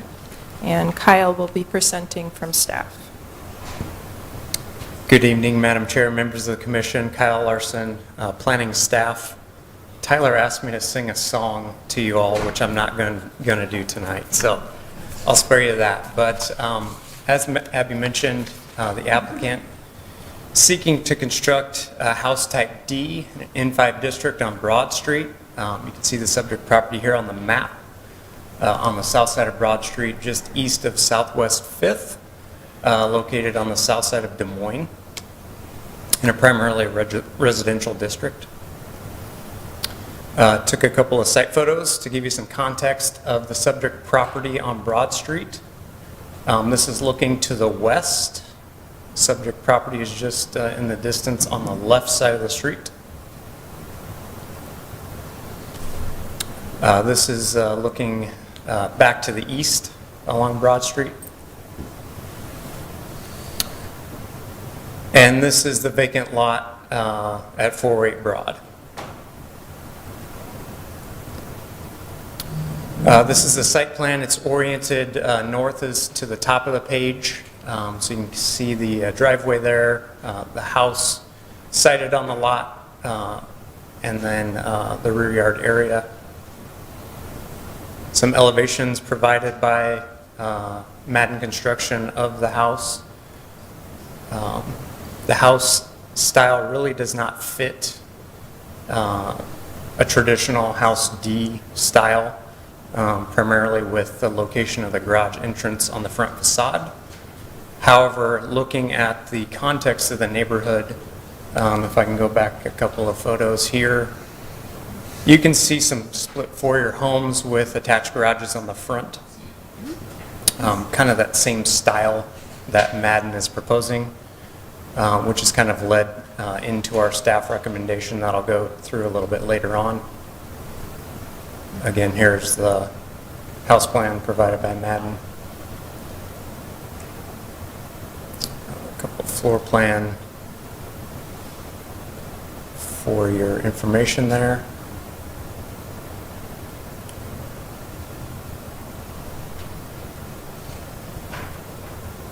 Staff did not receive any letters of opposition or letters of support from the neighbors. We do notify neighbors within 250 feet of the property, so you can see the notification boundary here on this map. Going back to our staff recommendation, it's kind of a two-part recommendation because there's two type 2 design alternatives that are being requested by the applicant. The first one is related to that front loaded garage that I mentioned earlier.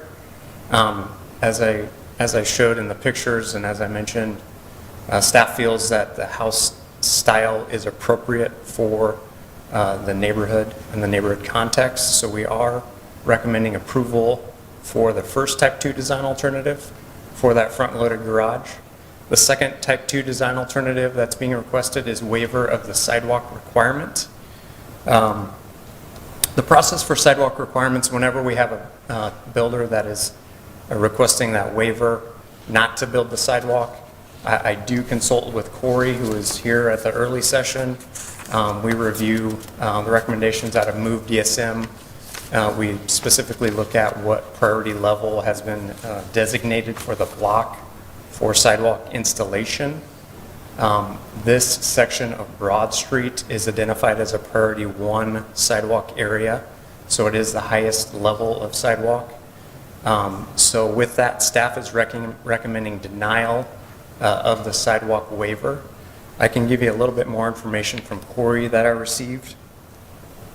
To quote Corey, the engineering department recommends sidewalk to be installed on all street frontages for development sites to improve mobility and walkability along all city streets. However, we recognize that there are some instances where sidewalk construction is not feasible at the time of development. There are currently no plans in the city's CIP to reconstruct Broad Street. However, as part of the city's 2022 neighborhood sidewalk program, the city will be constructing sidewalk along the north side of Broad Street from Southwest 9th Street to Southwest 5th Street, and along Southwest 5th Street from Broad Street to Pleasant View Drive. Pleasant View Drive is located 2 blocks south of Broad. This proposed site is only 2 properties from this new sidewalk installation that the city is doing. This sidewalk is also identified, as I mentioned, as a priority 1 sidewalk gap, so we would not recommend waiver of this sidewalk because it is a priority 1, and the proximity to the sidewalk, which will easily provide connectivity to the neighborhood. So that's a little bit more background on our recommendation of denial for the sidewalk waiver. Are there any questions from me?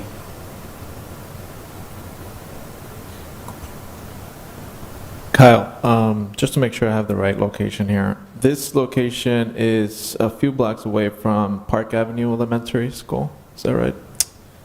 Yes. Thanks. Yep. Kyle, could you show us again a view of the street and the context of sidewalks or no sidewalks in the area, please?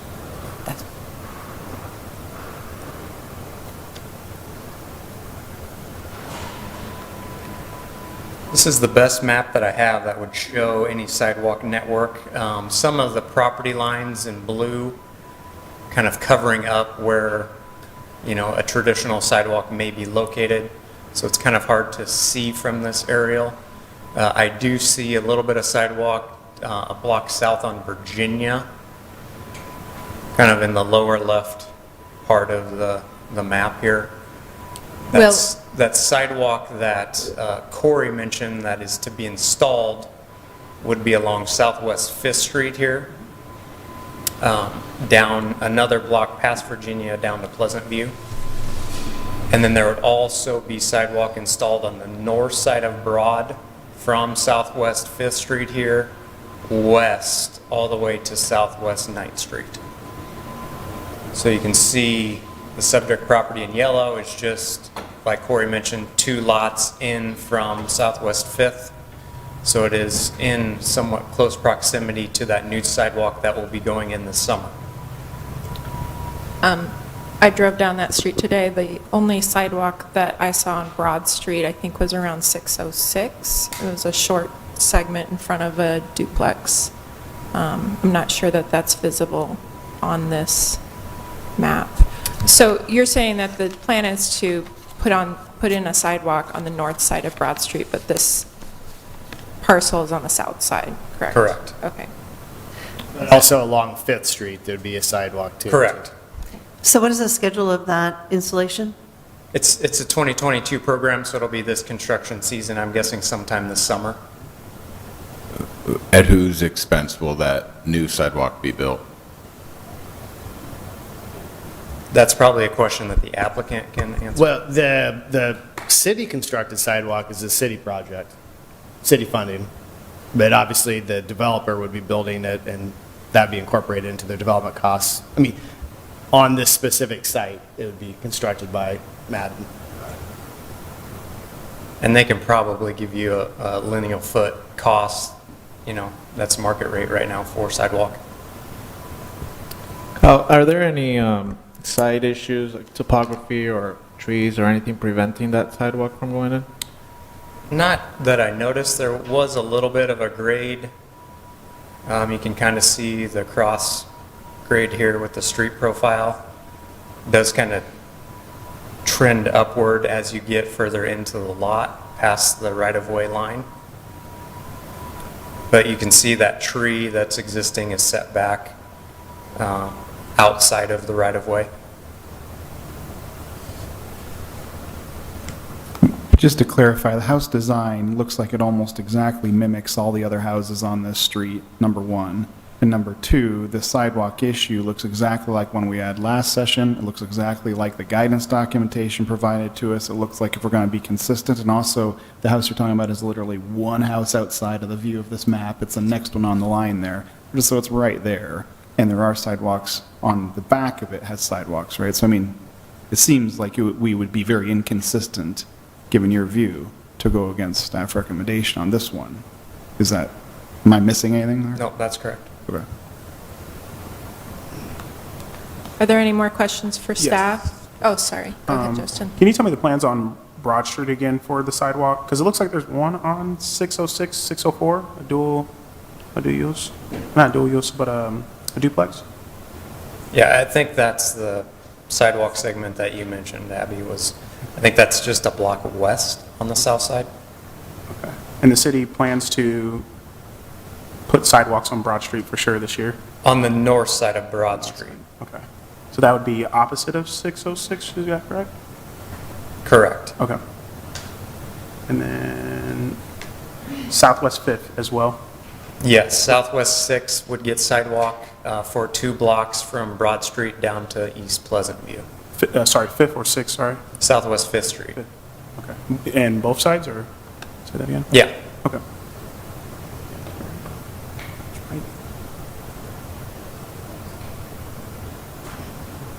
All right. If there are no other questions for staff, we could have the applicant present as 10 minutes.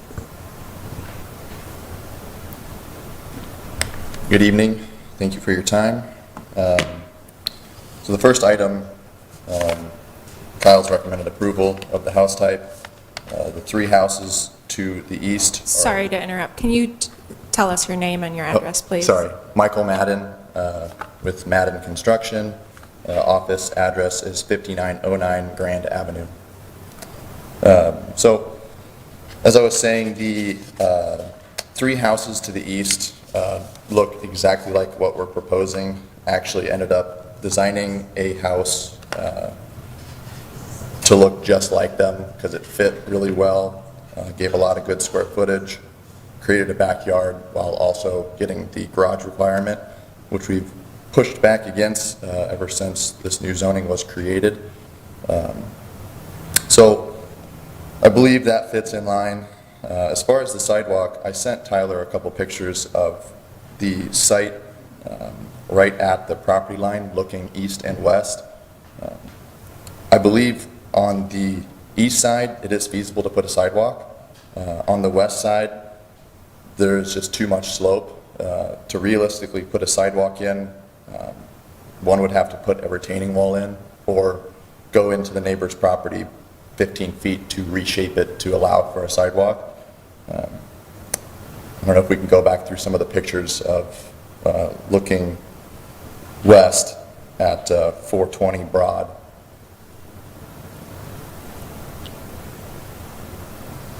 I didn't take a transit out to get the exact measurement, but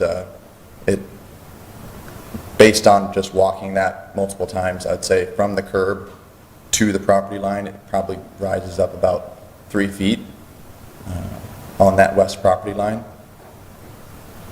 So it just makes it really difficult to put that sidewalk in. That's a better picture of it there. That neighbor is going to have a hard time putting a sidewalk in, or the city will, if they ended up extending that out. So we'd like to propose, we'd like to get approval of not doing that sidewalk. Also, the cost of sidewalk is roughly $5 a square foot. Obviously, the driveway's already going to be in, so given about 35 feet of sidewalk, about 5 feet wide, it's going to get pretty expensive just doing that. And that's without doing any grading, reshaping, or retaining wall to allow for it. So you don't have a price on the installing the sidewalk? A total price? No. Okay. Did you say 35 by 5 times 5 per square? So you're at $875, if I done the math right? Yeah, without grading, without fill material. Yeah. Gotcha, okay. Yep. So grading and those things, though, but we're still talking like a lot less than the house, right? Of course, yeah. Okay, just checking. But with that being said, the cost of the sidewalk, it kind of gets rolled into the house. Mhm. So essentially, you're going to just price people out, $1,000 for in that house. If they're looking in that market, the house price will go up $1,000. We can't really just eat that cost. What is the price point of this house? Probably be around $230. Gotcha, so it's like less than 0.5%, we're at 0.7% of house price? Yeah, but with the affordable housing market so slim, every little bit counts. Gotcha, okay.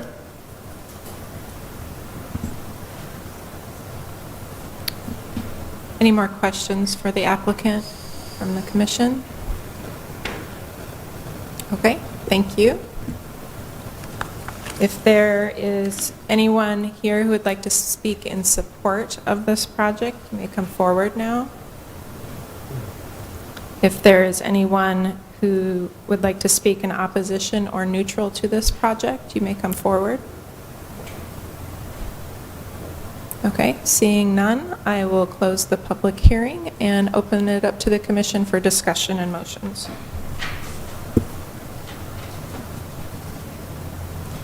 As someone in a $150,000 house, I agree on affordability, but I would also like to move staff, because I think it just looks completely inconsistent if we don't move staff on this one, considering week after week and the guidance documents sent. It weakens our code and our process and all the hard work that's been put in for years before if we don't move staff on this.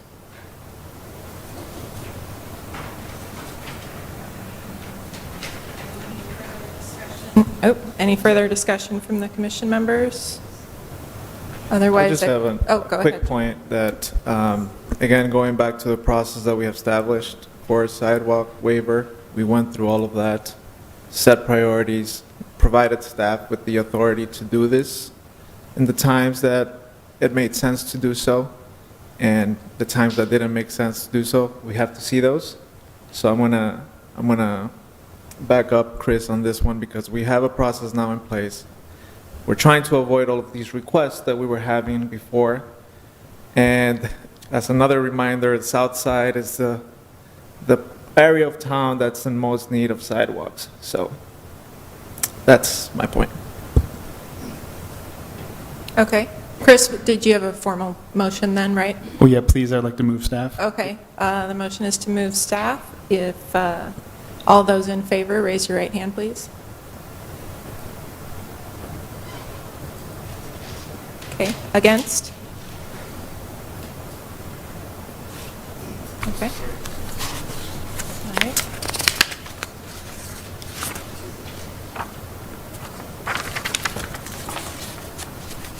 Okay, we're moving on to item number 12. A request from Tiger Knight LLC, represented by Barry Nelson, for the following regarding the property at 1210 and 1220 Army Post Road. Determination as to whether the requested rezoning is in conformance with the Plan DSM Comprehensive Plan, amendment to the Plan DSM Plan future land use classification from community mixed use within a community node to industrial use within a community node, rezone property from MX3 mixed use district to I1 industrial district to allow the use of the property for a mix of uses, including an industrial service intensive use for a landscaping company with outdoor storage and a vehicle maintenance repair minor for vehicle upholstery. And Shri Roshi is going to be presenting from staff. Thank you, Madam Chair. Sriyoshi Chakraborty, planning staff. This is a rezoning request for a property that is in the vicinity of 1210 and 1220 Army Post Road. I just want to give you all a little bit background on the rezoning request itself and the purpose of it. The applicant is proposing to occupy the existing building with a couple different uses, one of which is a landscaping company with outdoor storage, and the other is a vehicle upholstery shop. Both of these uses are currently not permitted in the district. It's the property is zoned MX3, limited MX3, and these two uses are specifically not permitted, which is why the applicant is seeking rezoning in order to be able to accommodate these two uses. I will mention that the current owner is renting out the building space, and the landscaping company with the outdoor storage, as well as the vehicle upholstery shop, is part of the building, but in order for them to be in conformance with the zoning district, they have to seek this rezoning, which is why they are here before you today. So this is the subject property right here. It's on the commercial corridor of Army Post Road. It's just east of Southwest 13th Street, and most of the area immediately north and south of this is predominantly low-density residential, but there is small-scale commercial along this corridor. This property is also within a future land use, community business land use node. So just wanted to point that out. This is an aerial view from the front. This is Army Post Road right here, so it's from the front of the property. You can see there's parking right here. There's some construction work that's happening, storage on the back side. Another aerial view, this is looking at it from the back side. Again, a few pictures just to give you a kind of a context of the site and what's going on. This is the entrance from the back into the storage area where the applicant is currently renting out for their renters using that space for outdoor storage. And here's another picture of the storage area in the back. This is the front of the property and the building. A few more pictures. The vehicle upholstery shop is in the front. Some parking with trailers and so on in the front. Here's a close-up of the building. This is a site sketch and gives you an idea of the site. Here's Army Post Road right here. This is the existing building. The building is about 15,000, a little over 15,000 square foot. There's a proposed addition here at the back, and this is where, if you can follow the mouse right here, this is where they're proposing storage. It's going to be paved, and I'll just move to the plan right here. You can see there's some screening proposed, some trees and landscaping. There'll also be a 6-foot tall fence that'll provide some screening from the adjacent properties.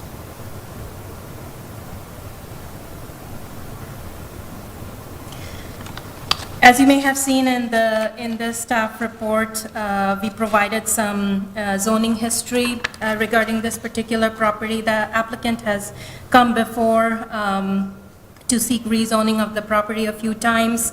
I won't go into too much detail, but I'll just kind of chronologically list the ones that came forward. In 2017, City Council denied a request to rezone the property to M1 Light Industrial to allow the use of the building for warehouse, bowling pin refurbishing, and automobile painting. Again, in 2017, the Zoning Board of Adjustment denied a request as well for a use variance to allow the use of the building for an ice warehouse and distribution facility. In 2018, the Zoning Board of Adjustment did grant an exception, which was subject to several conditions which are outlined in the report. In 2019, the property was rezoned from C2 and highway-oriented commercial district to RX1 as part of the citywide rezoning that happened. And in 2020, City Council rezoned the property from RX1 neighborhood mixed-use district to a limited MX3 mixed-use district, which is what the current zoning of the property is. There were several conditions that were part of this rezoning, which are listed there. Specifically, I would like to point out that the vehicle maintenance repair minor, which is one of the use that the applicant is proposing, was disallowed.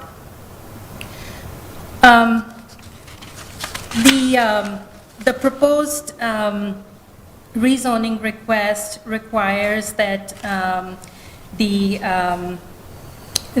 community mixed use land use designation that currently exists in this area be changed to industrial in order to be in conformance with Plan DSM.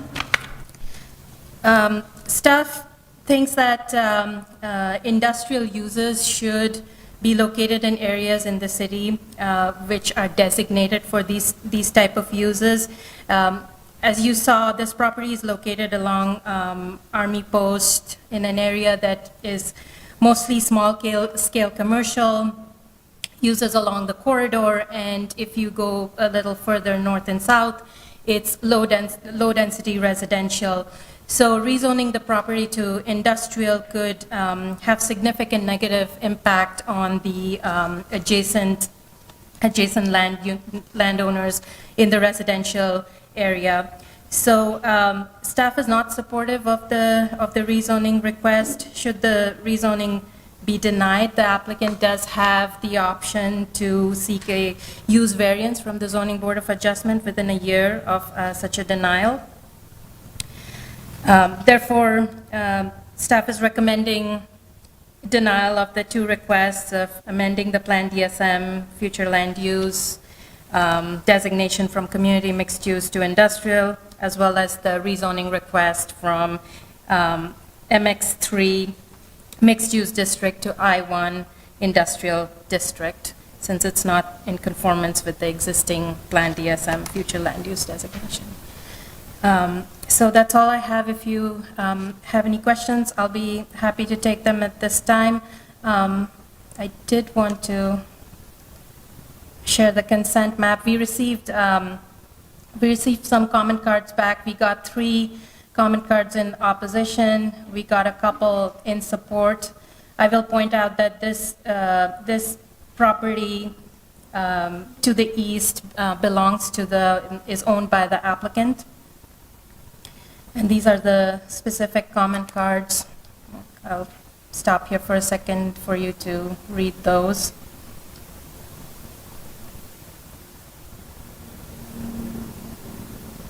And then we had a couple in support of it.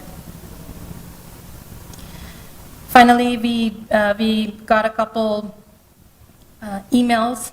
One of them is from property directly west. I can show you on the map right here. So it's one of the properties right here that sent a comment card in opposition. They also sent us a letter, and you can read there, and they're not in support of the rezoning request. and a letter from the president of Somerset Neighborhood Association. This neighborhood association is about a mile east of the subject area. However, they did have concerns about the rezoning and shared the concerns with us. So.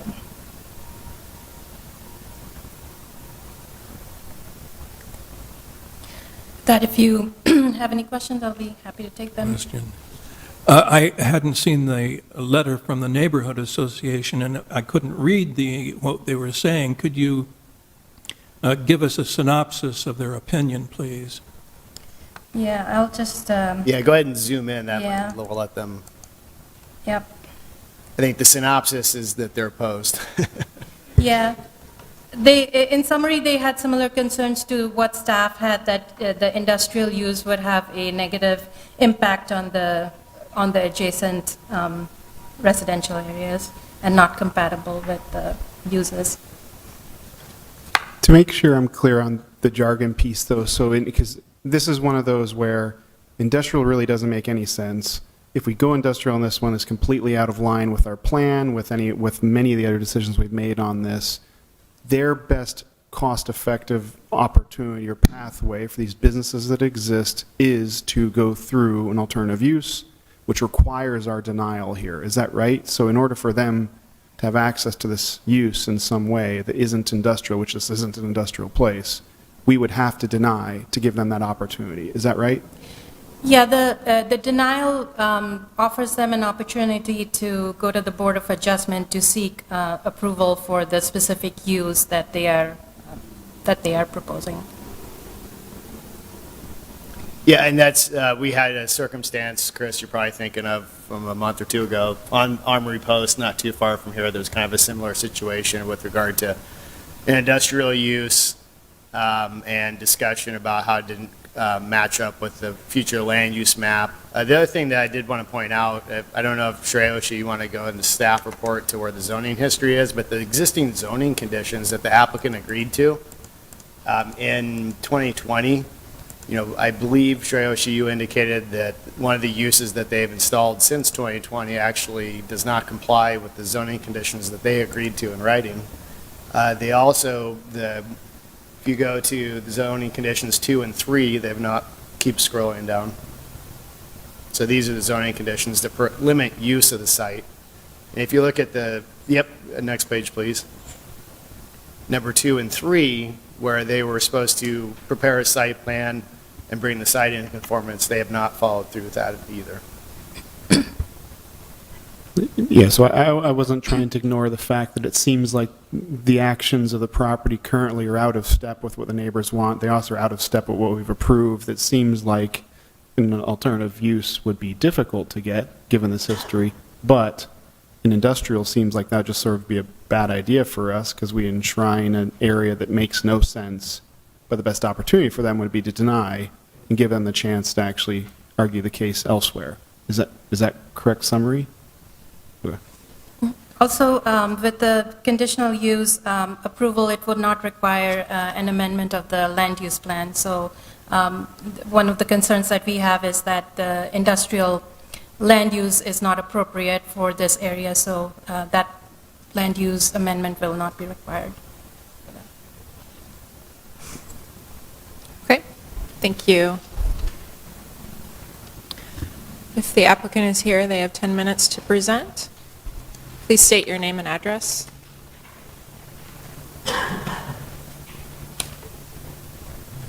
Good evening. Ed Arp, Civil Engineering Consultants, 2400 86th Street in Urbandale, representing Tiger Knight. Barry Nelson with Tiger Knight's present tonight also. Staff did a very nice job of presenting this. This is kind of a complicated thing. I've been doing this for a long time. 5 years ago this month, we started the process of trying to figure out what to put in this building. This used to be an old printing shop built in the 60s. It was an industrial use. When Barry bought it, it was C2. The building was empty. But as you could see from the photographs, it's a very substantial building. Doesn't really fit with the neighborhood, but it's also a very building that's in very good shape. So we sought to find a use for it. And as you can see from the history that has been gone through, we went from a C2 trying to fit some things that seemed probably more industrial. That got denied. We were able to go to Board of Adjustment to try and do exactly what was described here tonight. That was denied. So then, through the course of history, the city did a city overall rezoning, rezoned the property to something that was nothing like what the building is, unbeknownst to the owner. And eventually, when we figured it out, we had to come back and rezone the property to the MX3 to get it to something that even remotely would work for this property. So, as Jason mentioned, there were restrictions to that zoning, which we were a part of, we were willing to do. And Barry thought that the users that he was signing up for this building fit within those classifications. The landscape company is allowed. It just can't have outdoor storage or trailers in the parking lot. The upholstery company is repairing upholstery in cars. We did not see that as auto repair. So we think there's a fine line there. There's no car sitting in the parking lot. There's no sales of cars happening on the property.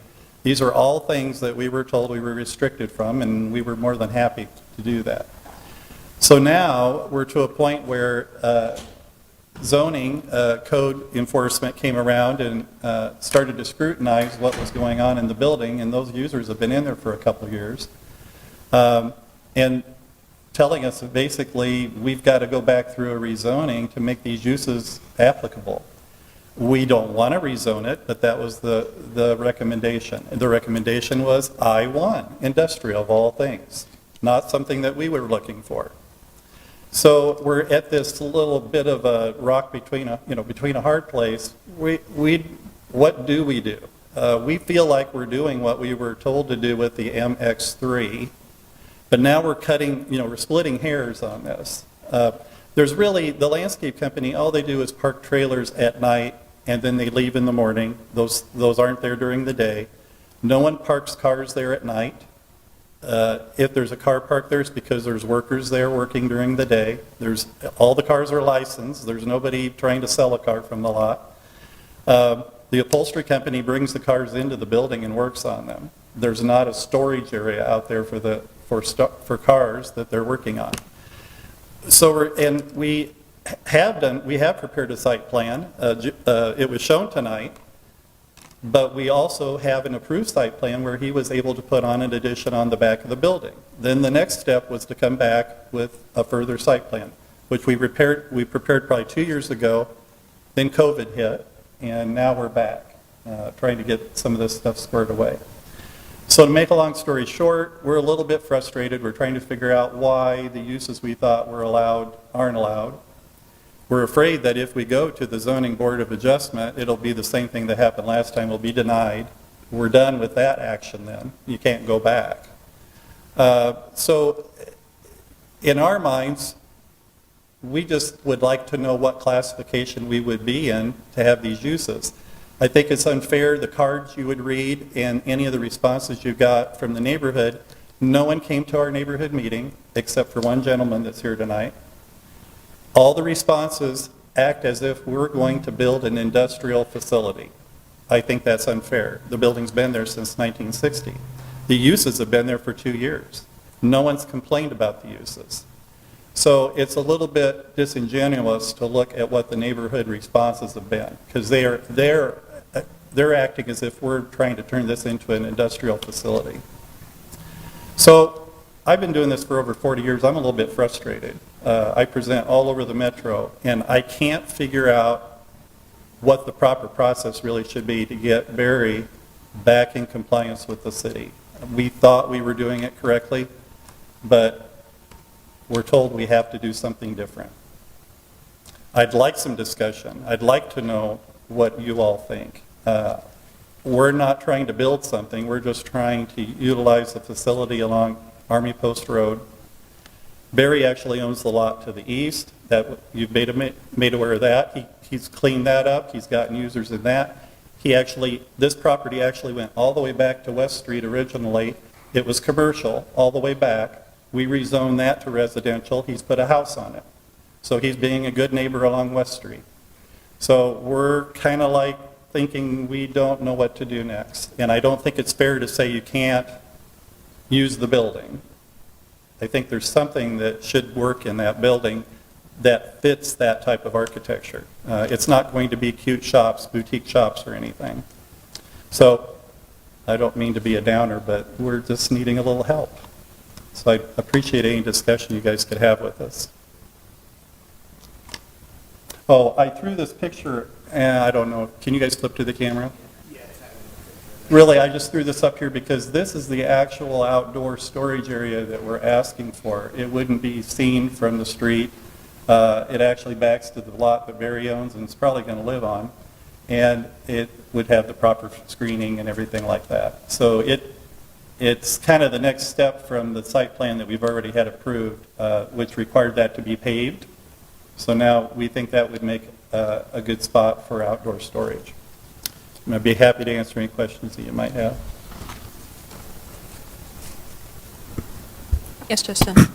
So what's being planned to be stored out there in the outdoor storage? Well, outdoor storage, there's a broad list of things that could be stored there if it's allowed to be outdoor storage. He has vehicles that come in and out of the back end of that building. The landscape company is there. They have trailers. But it's a fairly large paved area. So there's things that, they don't bring materials to the site. It's really just their equipment, their trailers, any landscape company would have. They don't store plant material or dirt or anything like that. Oh, well, and then of course Barry also occupies the back side, the back end of the building. So he has vehicles that he brings in and out of the building. But that was always the intent when we did the very first site plan. So the main usage that you foresee in the future is mainly the landscaping company parking trailers, trucks, and... As far as anybody would notice on the site, yes. Okay. Where are they putting, do they mowing, or are they enclosed trailers? Are they parking I don't know, where do they put the mowers inside? Yeah, where are they putting the I'll mowers? let Barry answer that because he... Thank you. Hi, my name's Barry Nelson. I live at 13947 Oak Brook Drive in Urbandale. To answer your question, the landscaping company has 2 or 3 trailers. They use them all almost daily. They got a dump trailer, sometimes they don't. They would like to be able to park it on the parking lot in front of the space that they rent. And the only thing that is stopping them is that we don't have outdoor storage for this building because of MX3. The Autotop company, they do Autotop and upholstery for boats, and they do love seats and couches and just about anything. We didn't deem that minor auto repair. We're not doing shocks and brakes and mufflers and engines. They have high-end cars, Porsches, Lamborghinis, classic cars coming in for new seats to be restored, or somebody's convertible on their Mustang. I love walking over there and just seeing what they got in the shop. They can fit 5 cars inside, and then they have customers that drop them off and leave them outside. And they may, Ed's saying nothing sits overnight. They have some cars, but they're nice, that usually sit. They had an old hearse come in the other day, so that didn't look so nice, but somebody wanted a new Landau top on a hearse. So just wanted to clear that up. The reason we're going for I-1, and I surely do not want to be egregious to the neighborhood, I just put a brand new house to the south, and my wife and I are selling our house by Waukee and probably moving into it this summer. So I'm going to be living in the backyard. So I'm not looking for egregious high industrial, so the cards that came in and are afraid we're going to turn this into a big industry or rock crushing plant or something, not looking for that at all. This building, when I bought it, was more office and retail, and retail's pretty much dead because Amazon and Walmart and all the online sales is killing retail. Office space is fairly dead now due to COVID because 30 to 40% of America learned to work from home. So I'm trying to cater to service-oriented businesses that need between 1,500 and 6,000 square feet for storage and to operate. So The guy's got like 8 mowers, and he puts them all inside every night. And so the trailers sit outside overnight. The next morning, they all show up, load up all the mowers, and away they go. In the back is where I'm at, and you saw the new addition on the back. This picture shows the old building, and it had a loading dock, and I removed the loading dock and squared the building off, and I want to use that back 3,000 for my skid loader and my 2 trailers, and I have a boom truck. So in the back area will be fenced off with a privacy fence. I'm putting a whole new privacy fence down the entire south edge of the property, and the city asked me to pave that whole area. And so I'm saying if it's paved, I'd like to have outdoor storage inside that area, plus it's almost entirely hidden behind the building. So to answer your question, there are some trailers that the lawn care guy would like to store on the lot during the day when they're not out mowing or it's raining or whatever. The auto top guy, I think that calling that a minor auto repair is a loose and negative definition for this purpose. I don't see that as, they're doing seats. I'll take any other questions. I have another one. Where are they pulling the vehicles into the building when they're doing like the upholstery? In this picture, it would be on the left-hand side is the auto top place. Then where the handicapped area is, there's a door there. And that's where Auto Top's where the finger was at, correct? No, it's over on the other end, further left, Ed. Not there at the dock, right there. And then the lawn care guy's next. So I still have 6,000 square feet on which would be the east side here or the right that is not rented to anyone yet. I'm using it. My next question, so if we pull it up on Google Earth, it looks like there's some trailers out front right now in its current state. Would this approval move those trailers that are existing in the front to the back now? I could ask them to put them in the back every night, but we would, if we get I-1, then we have outdoor storage and they could park them on the lot. On the front of the lot, is that correct? Okay. Yeah. Well, no one's complained. I mean, he's got 3 trailers and. Yeah. So I'm a landscaper, so I'm currently looking for land now. My business is growing and booming, so I absolutely understand that business's need, and I'm definitely sympathetic to it, so I get it. I guess, what's the city's concerns with parking trailers like that? And how can we be flexible enough to at least move those to the back, and what would you advise? Sure. Is that a question for staff? Yes. Okay. Is that okay? Yeah, I'm Or do I have to happy to wait? answer it, but if you have any more questions for the applicant, maybe we should wrap that up, and then I can answer that. Thank you. If you would grant I-1, I'd be willing to get rid of any use that you think is too egregious. We're going for I-1 simply so I can have some outdoor storage in the back there at least, and then maybe if the lawn care guy could do his trailers on the front. But again, I think we could possibly work around that too. It's just going to be a pain in the butt for him to put them in the back every night. I think my last question, you said that they were doing furniture upholstery too? Yeah. Outside of vehicles? They do boat seats, they do couches, love seats, chairs, awnings for RVs. Nice, okay. Thank you for the information.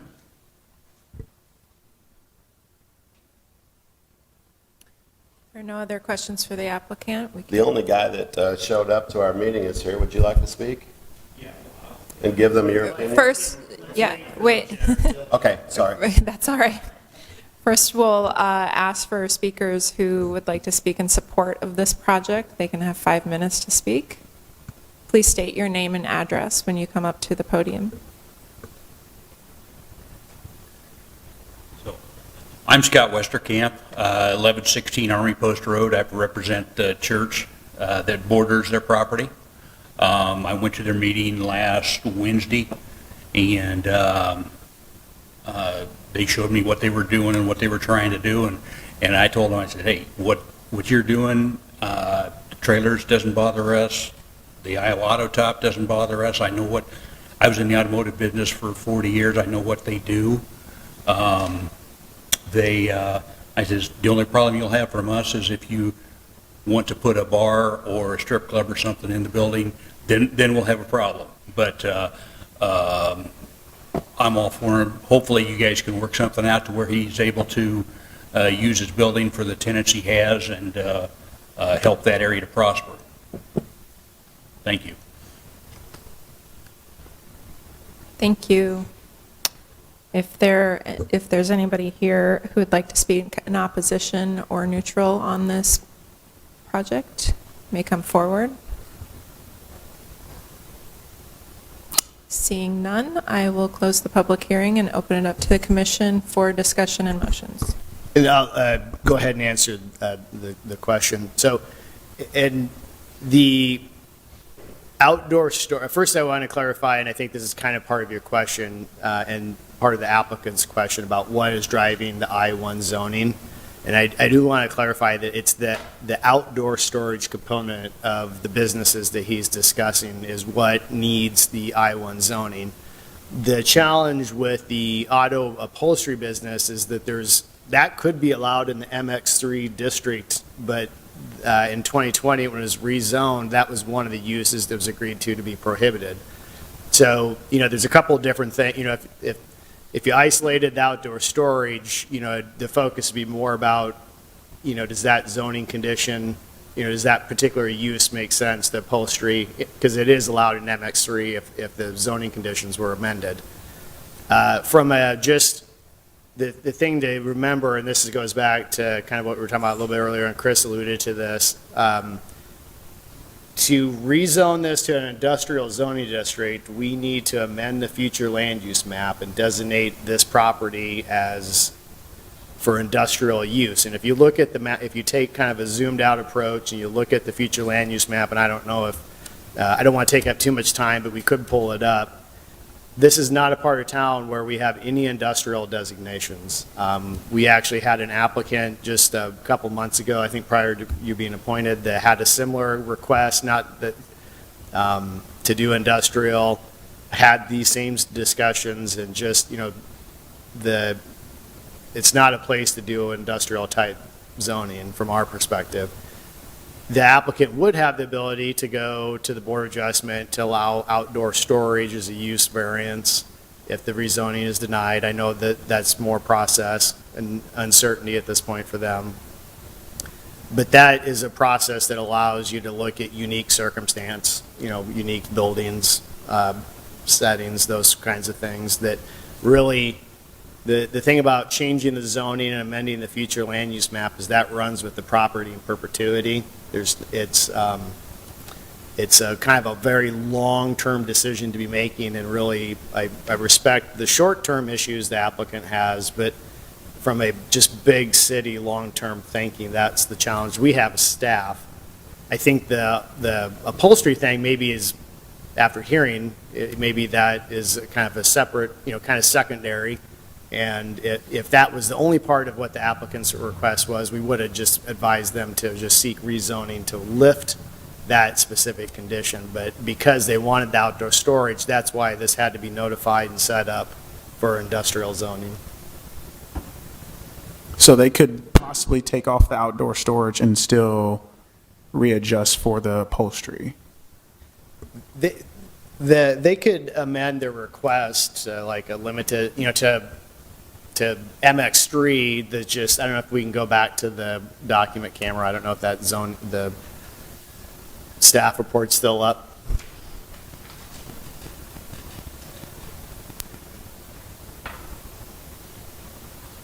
We'll get there. Computer got tired on us and went.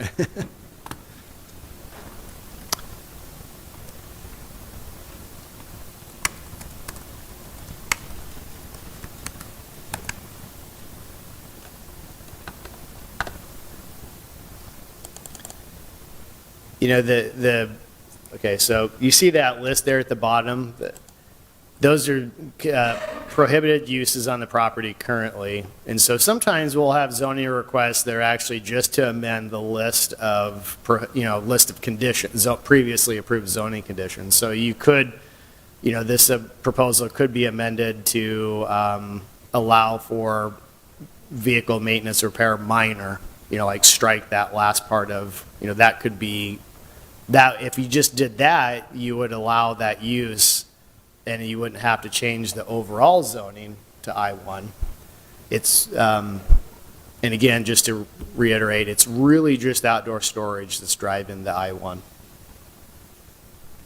So if the upholstery was really just defined as upholstery versus adding vehicle, would that have been allowed? Because I have, some things. And it's hard, I don't make the zoning interpretations and decisions, that's our neighborhood services department, and Eric Lundy's a zoning officer and stuff.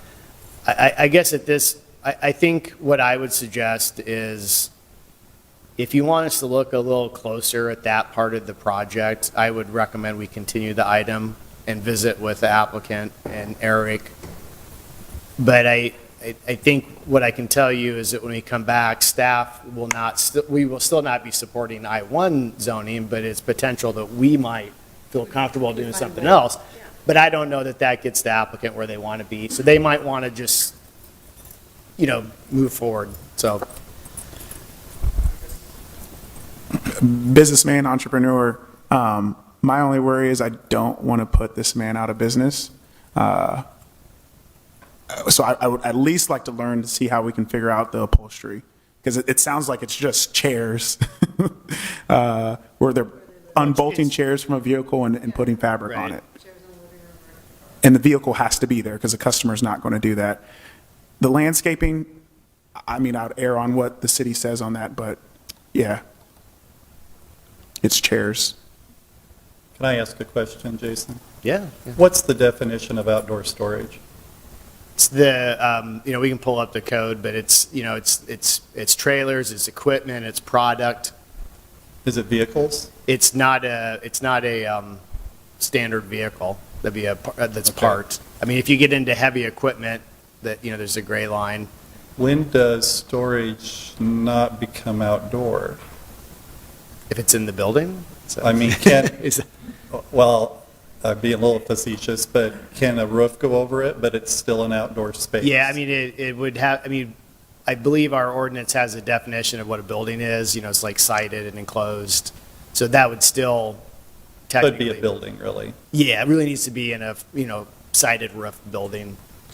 I mean, I hear that there is space within the building that's available. I mean, They just don't want to pay rent for it. right, no, I hear you. It's cheaper to rent parking, surface. But Well, truly, I think we were fine with the MX3. The I-1 wasn't our idea.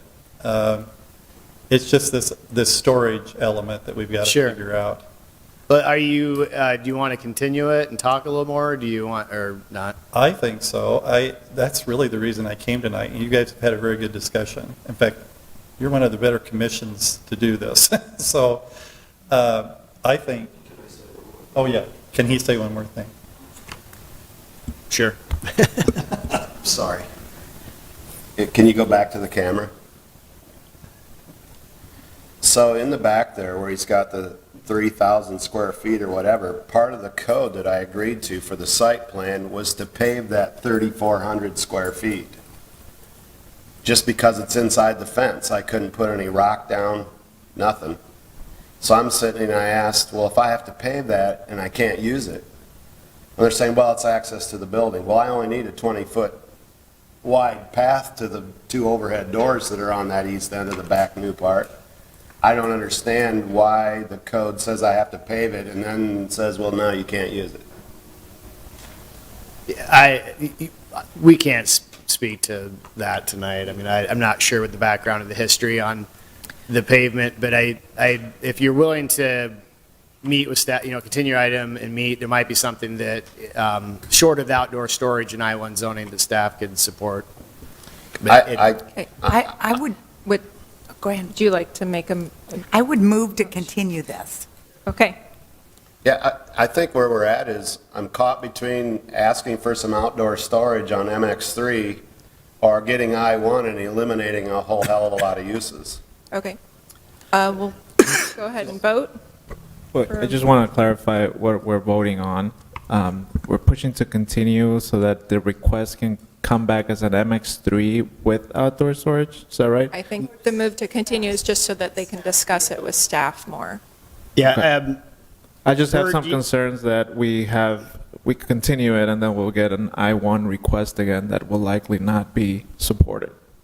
well, I think what you're doing is continue, first we need to pick a date that we're continuing it to, but so we can visit with the applicant a little bit further and see if there's something that's, staff would be willing to, we're willing to look at those the limitations on the MX3. And so I think they're open to hearing that and thinking about it.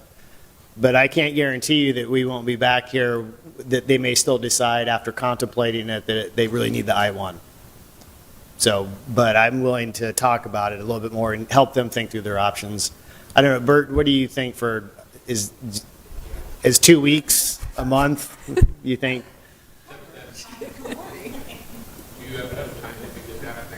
Oh, heavens, yes. Okay, then 2 weeks to the next meeting then. Okay. But I do want to ask or make a point so Barry understands, whether the I-1 gets approved or denied, modifying the MX3 is a separate public hearing item, isn't it? Would that be a separate? We would need to, I'll need to visit with legal to see if we'd have to do a new notice. Okay. But what we've done in the past, I think there's possibly an avenue because what we'd be moving towards is more restrictive. So, and it's also based off of the zoning that exists today. Yes. I think we might have the room to not have to re-notify it. Then I But think it makes sense that to is continue. conceivable that we might have to. Yeah, Okay. I guess, I think it makes sense to continue. Okay. Okay. All right, motion to continue to the May 5th Planning and Zoning meeting. All those in favor, raise your right hand. Okay. All right. Thank you. Are there any committee or directors' reports? I do have two quick things. First, hopefully everybody got the email about the cultural competence training for the boards and commissions. Just as a reminder, please do that. If you have questions about it. If you didn't get the email from HR and the city manager's office, on behalf of the mayor, please let us know. And then the other is that we have an announcement to make, and I'll hand it over. Yes, I just wanted to say that tonight was my last meeting. I want to say I've enjoyed this. It's been 11 years. So I said to the mayor, it's time for someone else to serve and learn, and I've learned a lot. I've met some really neat people. I've enjoyed it very much, but it's time. And so I wanted to bring a treat. So I have two treats, and notice the pink box. So I made Ted Lasso biscuits. So if you've seen Ted Lasso, here's a biscuit, and he always has them in a pink box. Well, yeah, pass them around. And then I make postcards, and I'm a big Ted, and I do sell them. I do sell them at coffee shops. I sell them at Zanzibar, Beaverdale Books, Tandem Brick. Maybe that's it. I don't know. Anyway, so I make postcards, and I'm a big Ted Lasso fan. So I'm giving you each, I call them party favors. So you can have a party favor.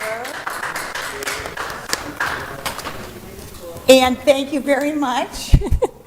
Thank you, And I Jan. will think, after 11 years, I will think of all of you on every other Thursday night. Except when there are 5 weeks, and then we get a week off. And I think I have cookies and stuff for you guys too, so yeah. And party favors. And if I have any cards left. Yeah. Thank you, Jan. Yes. So anyway. I'm wondering if this sets a precedent for Yeah. for people leaving So- the commission to bring Well, treats. first off, we don't want 11 to, years, 11 years. Okay, now there have been people here longer, I know that. yeah, we But I have, was shocked when Tyler said to me, I was thinking it was like 6 or 8. 11 years, it's like, for sure it's time, okay? And I also like to say, I was middle-aged when I started, and now I'm a little over middle-aged.